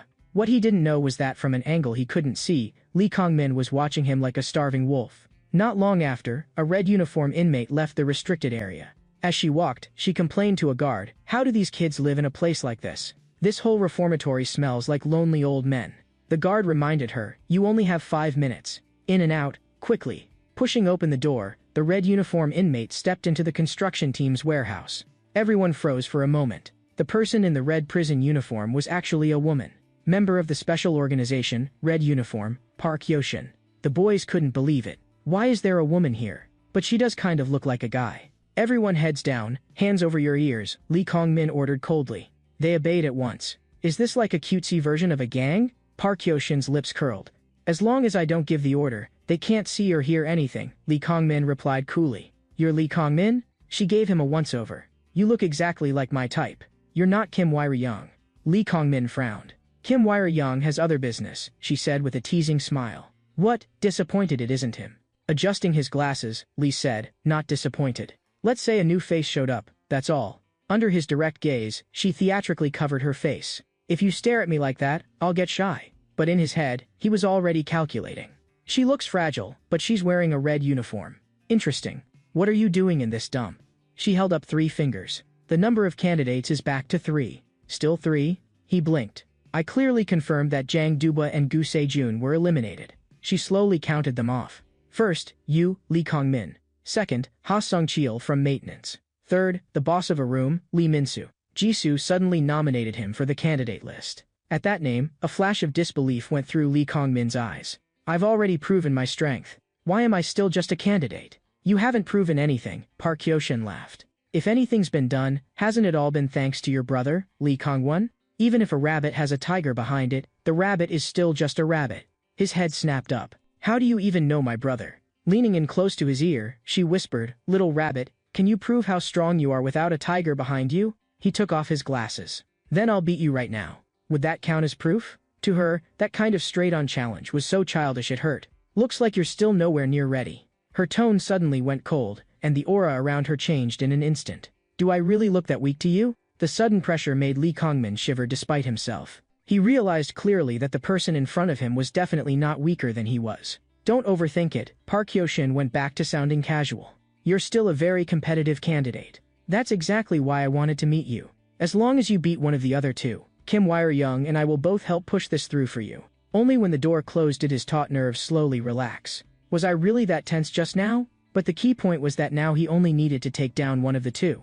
And one of them just happened to be in his construction team. He glanced over at Lee Min-soo working on the other side. With that thin frame, he hardly looked like someone who could have beaten Jang Dubois and Gu Se-jun. Let's test him first. He tipped his chin, giving his boys a look. In high spirits, busy with his work, Lee suddenly saw a hammer flying straight at his face. He reflexively jerked his head aside and barely dodged it. Sorry, I didn't mean it, the boy apologized at once. Shifting to another spot, he then got tripped by a cable, pitching forward. right toward a board covered in a dense forest of nails. He stopped just a centimeter short of having a nail go through his eye. "Sorry, pure accident," another kid said, hand raised. With two coincidences in a row, even the dullest person would sense something was wrong. Was that really an accident, or on purpose? If it's on purpose, what are they trying to do? Before he could think it through, several boys had already closed in. They pinned him in front of a table saw and forced his hand toward the high-speed spinning blade. At that moment, the saw teeth were only micrometers from his palm. Someone yanked the main switch, and the whole warehouse went dark. When the lights came back on, the boys from a moment ago were all on the ground, out of commission. "It wasn't me," Lee said with an innocent face. But seeing the crowd slowly gathering, he understood too. This had been aimed at him from the very beginning. And Cheol-du and Jang Sang-hyen advanced on him step by step. He couldn't decide for the moment. Should he fight back? If he did, there was a good chance he'd lose points. But just standing there and taking the hits wouldn't solve anything either. After thinking it over, he decided on the safest move: yell for help and draw the guards' attention. Two guards in the distance did hear the commotion. They glanced at each other, then turned their eyes away and kept chatting as if they'd seen nothing. A chill went through his heart. So the guards are on their side too. And Cheol-du and Jang Sang-hyen had already rushed up to him. Meanwhile, at the other end of the warehouse, Gu Se-jun was still doing extra training. "That's about enough. Time to head back and tidy the warehouse. If we're any later, there'll be trouble," Kang Ju-sung warned him. "One more round," Gu Se-jun gritted out. "This time I'll clear the first stage for sure. That punk Lee Min-soo is already on level 2. I'm not losing to him." At that very moment, under a 2-on-1 assault, Lee Min-soo was slipping through their attacks like a fish in water. He'd already mastered the rhythm of dodging, yet still held back from striking. He didn't want trouble. He'd come to the construction team for only one reason: to earn points and then leave quietly. Watching from the side, Lee Kong-min quickly saw what was going on. This kid's not fighting back because he's afraid of losing points, is he? Wanting to see his true ability, he simply had the guards leave on some pretext. "Leave this to me. You two step out for a bit." Lee stopped holding himself back. He'd been bottling up his anger for a while, and this was the perfect chance to test the results of his training. To his own surprise, the two of them were weak to a ridiculous degree. He couldn't tell if he'd gotten too strong, or if they were just that bad. Before long, and Cheol-du and Jang Sang-hyen were on the floor. Looks like beating Gu Se-jun and Jang Dubo wasn't just luck, Lee Kong-min finally concluded. "So this whole mess was your setup?" Lee asked. "What did I even do to deserve this?" "It's simple." Pushing up his glasses, Lee Kong-min said, "You and I are both candidates." Candidates? It was the first time he'd ever heard the word. He'd only come here to honestly rack up points. Taking off his glasses, Lee Kong-min rubbed his brow in irritation. "And because of some kid who doesn't even know what a candidate is, I'm the one who has to prove his strength. I was going to leave it to my underlings. But then some clueless nobody like you gets put up for comparison with me. That's what really pisses me off. So I changed my mind. From here on, I'm taking care of you myself. If you want to fight, just say so. What's the point of going in circles?" Spreading his hands, Lee raised both middle fingers. "Come on then, you bastard." The war between two candidates exploded in an instant. Only when they actually crossed fists did he realize. His opponent's speed was on a completely different level from those two earlier. Just barely dodging was hard enough. His attacks tracked him like a predator locked onto prey. They closed in step by step, leaving no room to breathe. This guy's trained in some kind of boxing? Lee judged inwardly. But he knew he couldn't dodge forever. Sooner or later he had to land a clean counter. Yet his first punch was easily caught one-handed by Lee Kong-min. "You seriously have no idea how to attack, do you? Is this how you fought before too?" Then I guess Gu Se-jun and Jang Dubu weren't much either. From then on, the exchange was almost completely one-sided. Though Lee desperately dodged, he could never find an opening. At last, he spotted what looked like a clear weakness. But the moment he went to strike, a heavy elbow smashed into his forehead. With real experts, their openings were often just bait. In the next dozen moves, he found another gap at his opponent's chest. Just as he moved to rush in, he took a side kick straight to the face. Using his raised guard as a foothold, Lee Kong-min stepped up, his whole body lifting off the ground. He drove a knee directly toward Lee's face. "This is it," was the only thought that flashed through his mind. Then a hand appeared in front of him, firmly blocking the incoming knee. Arriving at the last possible second, Kang Ju-sung grabbed and held Lee Kong-min's leg. "That's enough," his voice was icy. "If you keep going, I'll throw both of you into solitary." A jolt ran through Lee Kong-min. He hadn't noticed at all when the man had entered. And judging by the uniform, he wasn't even a construction team guard. "Any objections?" Kang Ju-sung's gaze was like a blade. "And where were the other guards? Did they deliberately clear the place so you could have a brawl?" The two guards hurriedly changed their tune. "We stepped out for a smoke and didn't see anything. Then Kong Jusung took Lee Min-soo and walked out of the warehouse. Left behind, Lee Kong-min cursed inwardly. Damn it, I was that close. Next time, you won't be so lucky. In the infirmary, Kong Jusung gave his brother a quick checkup. You're not chewing me out? Lee asked, surprised. I got into a fight like this and all. I don't know the whole story yet. Kong Jusung asked. Why did you end up in the construction team? They said the kitchen had to cut people. The only way left to earn points was construction. But if there was one thing Kong knew, it was that he'd never ordered staff cuts in the kitchen. Thinking it over, he suddenly remembered there'd been a similar accident when Lee was first assigned to the kitchen too. Someone's got their eye on you, he'd already concluded in his heart. It was the same as when I fought Gu Se-jun, Lee said with a bitter smile. I couldn't land a single punch, and I couldn't avoid all his attacks either. That's normal. Lee Kong-min has very likely trained in kickboxing or something similar. He's nothing like Gu Se-jun. A guy like that can't be taken down with tricks or schemes. You only beat him by getting stronger for real. So he decided to start his brother on phase 3 of training. And during that time, he'd stay near the construction team and keep watch. He still didn't know who was pulling strings behind the scenes, but he knew there were only two things he could do now. Make his brother strong enough, and wait for the right moment to confront whoever was in the dark head-on. With Kong Jusung now constantly around, Lee Kong-min never found a chance to move. Even after he had someone steal Kong Jusung's personnel file, he couldn't find a single weakness in it. Just one day. I only need him gone for one day. Taking a phone out of his drawer, he dialed a number and spoke softly. Do me a favor, and don't let my brother find out. 1 week later, at night, under the streetlights, Kong Jusung sat in his car, checking the time. He was waiting for someone. Before long, a familiar figure appeared in his headlights. Brushing back her hair, Gu Se-min looked a bit apologetic. Sorry, I'm late. It's fine, he said with a smile. I figured you would be. That's why I left 30 minutes late on purpose. Them walking side by side down the street was captured in full by a hidden camera. By tailing them, Lee Kong-min's men had finally found Sergeant Kane's weak point. After saying their goodbyes, as Gu Se-min walked away, a black sedan quietly pulled in behind her and followed all the way to an alley. The doors opened, and several of Lee Kong-min's boys stepped out. Thanks for walking into the alley alone like this.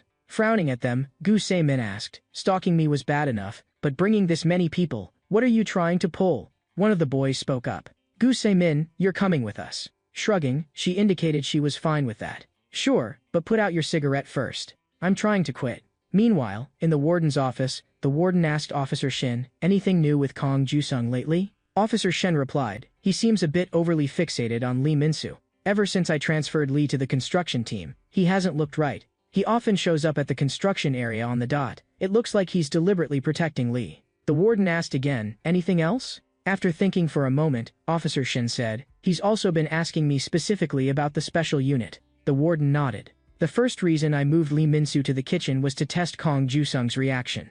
That's why I had you go do volunteer work with him. Later, when I moved Lee to the construction team, yes, it was partly at the request of the special unit, but at the root of it, it was because Kong Jusung was too suspicious. In the entire facility, he's the only one barred from accessing the military network. Everything we know about him comes solely from those few documents. So I already commissioned an external agency to run a background check on him. The results will be out soon. Until then, you have only one task, keep watching him. Curious, Officer Shin asked. I get monitoring Kong Jusung, but why are you and the special unit also so interested in Lee Min-soo? The warden said blandly, because he looks very much like someone. Right then, in the bathroom, Lee Min-soo was washing up, completely unaware that a far bigger trap was quietly closing in on him. 2 full weeks had passed since his fight with Lee Kong-min. He'd been training all this time, but he still didn't feel certain of victory. Because he knew people like Lee Kong-min were monsters you could only defeat with pure, raw strength. And to do that, he at least had to get through phase 3 of training. Just then, Whitehair heard someone call him and casually tossed a bar of soap over. His hand slipped, and the soap flew straight toward the unsuspecting back of Wang Hyuk. But just before it hit, it was as if some danger sense triggered in Lee. He immediately reached out and intercepted it. Then he frowned and warned, throw it properly. Quit dropping the soap all the time. Whitehair froze, utterly stunned. He had no idea how Lee, with his back turned, had known in advance. On top of that, Lee's body looked clearly stronger now than before. After washing up, Gu Se-min came over and asked, why didn't Officer Kong come today? Lee answered, I asked another guard. They said he suddenly took leave and told us to go organize the storage room for now. Just then, Ha Sung-cheol came looking for Lee, saying he wanted to talk alone. Lee blinked. Isn't he also in construction? So he's probably the one who killed the power and saved me last time. Sighing, Ha said, "You still don't get how terrifying Lee Kong-min is." Then, right in front of Lee, he took off his pants. At first, Lee reflexively stepped back, having no idea what he was trying to do. But when he saw the horrific scar on the man's thigh, he began to realize something was wrong. Slowly, Ha Sung-cheol spoke. "I used to be Lee Kong-min's friend, and his underling. He was the gang boss controlling the Daehandong area. I used to work under him. But the one time I defied him, I ended up like this." Staring at Lee, he said, "If Lee Kong-min were only good at fighting, I wouldn't even bother stopping you. He's truly cruel. Anyone who dares cross him gets punished far worse than some normal beating. So I want you to stop going to the construction team. There's a good chance he'll cripple you and then have you sent out of the reformatory." After a moment's silence, Lee replied, "As long as the officer isn't there, I won't go."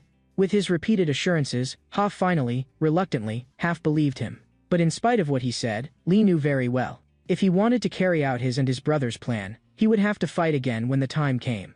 At the same time, elsewhere, Lee Kong-min was on the phone, checking in with his boys. He ordered, "Once you've brought her to the hideout, contact Kong Ju-sung immediately. All you need to do is make sure he can't make it back to the reformatory today." One of the boys asked, "And after that, what do we do with the girl?" Lee answered carelessly, "Do whatever you want." At that, the boys got excited. "So we get to party again tonight." Tied up in the back seat, Gu Se-min's face clearly darkened when she heard that. This was completely different from what she'd expected. From that phone call alone, she could tell these men worked for someone in the reformatory named Lee Kong-min. And the only reason they'd grabbed her was to buy time by keeping Kong Ju-sung occupied. In reality, they'd already noticed someone tailing them since the day before.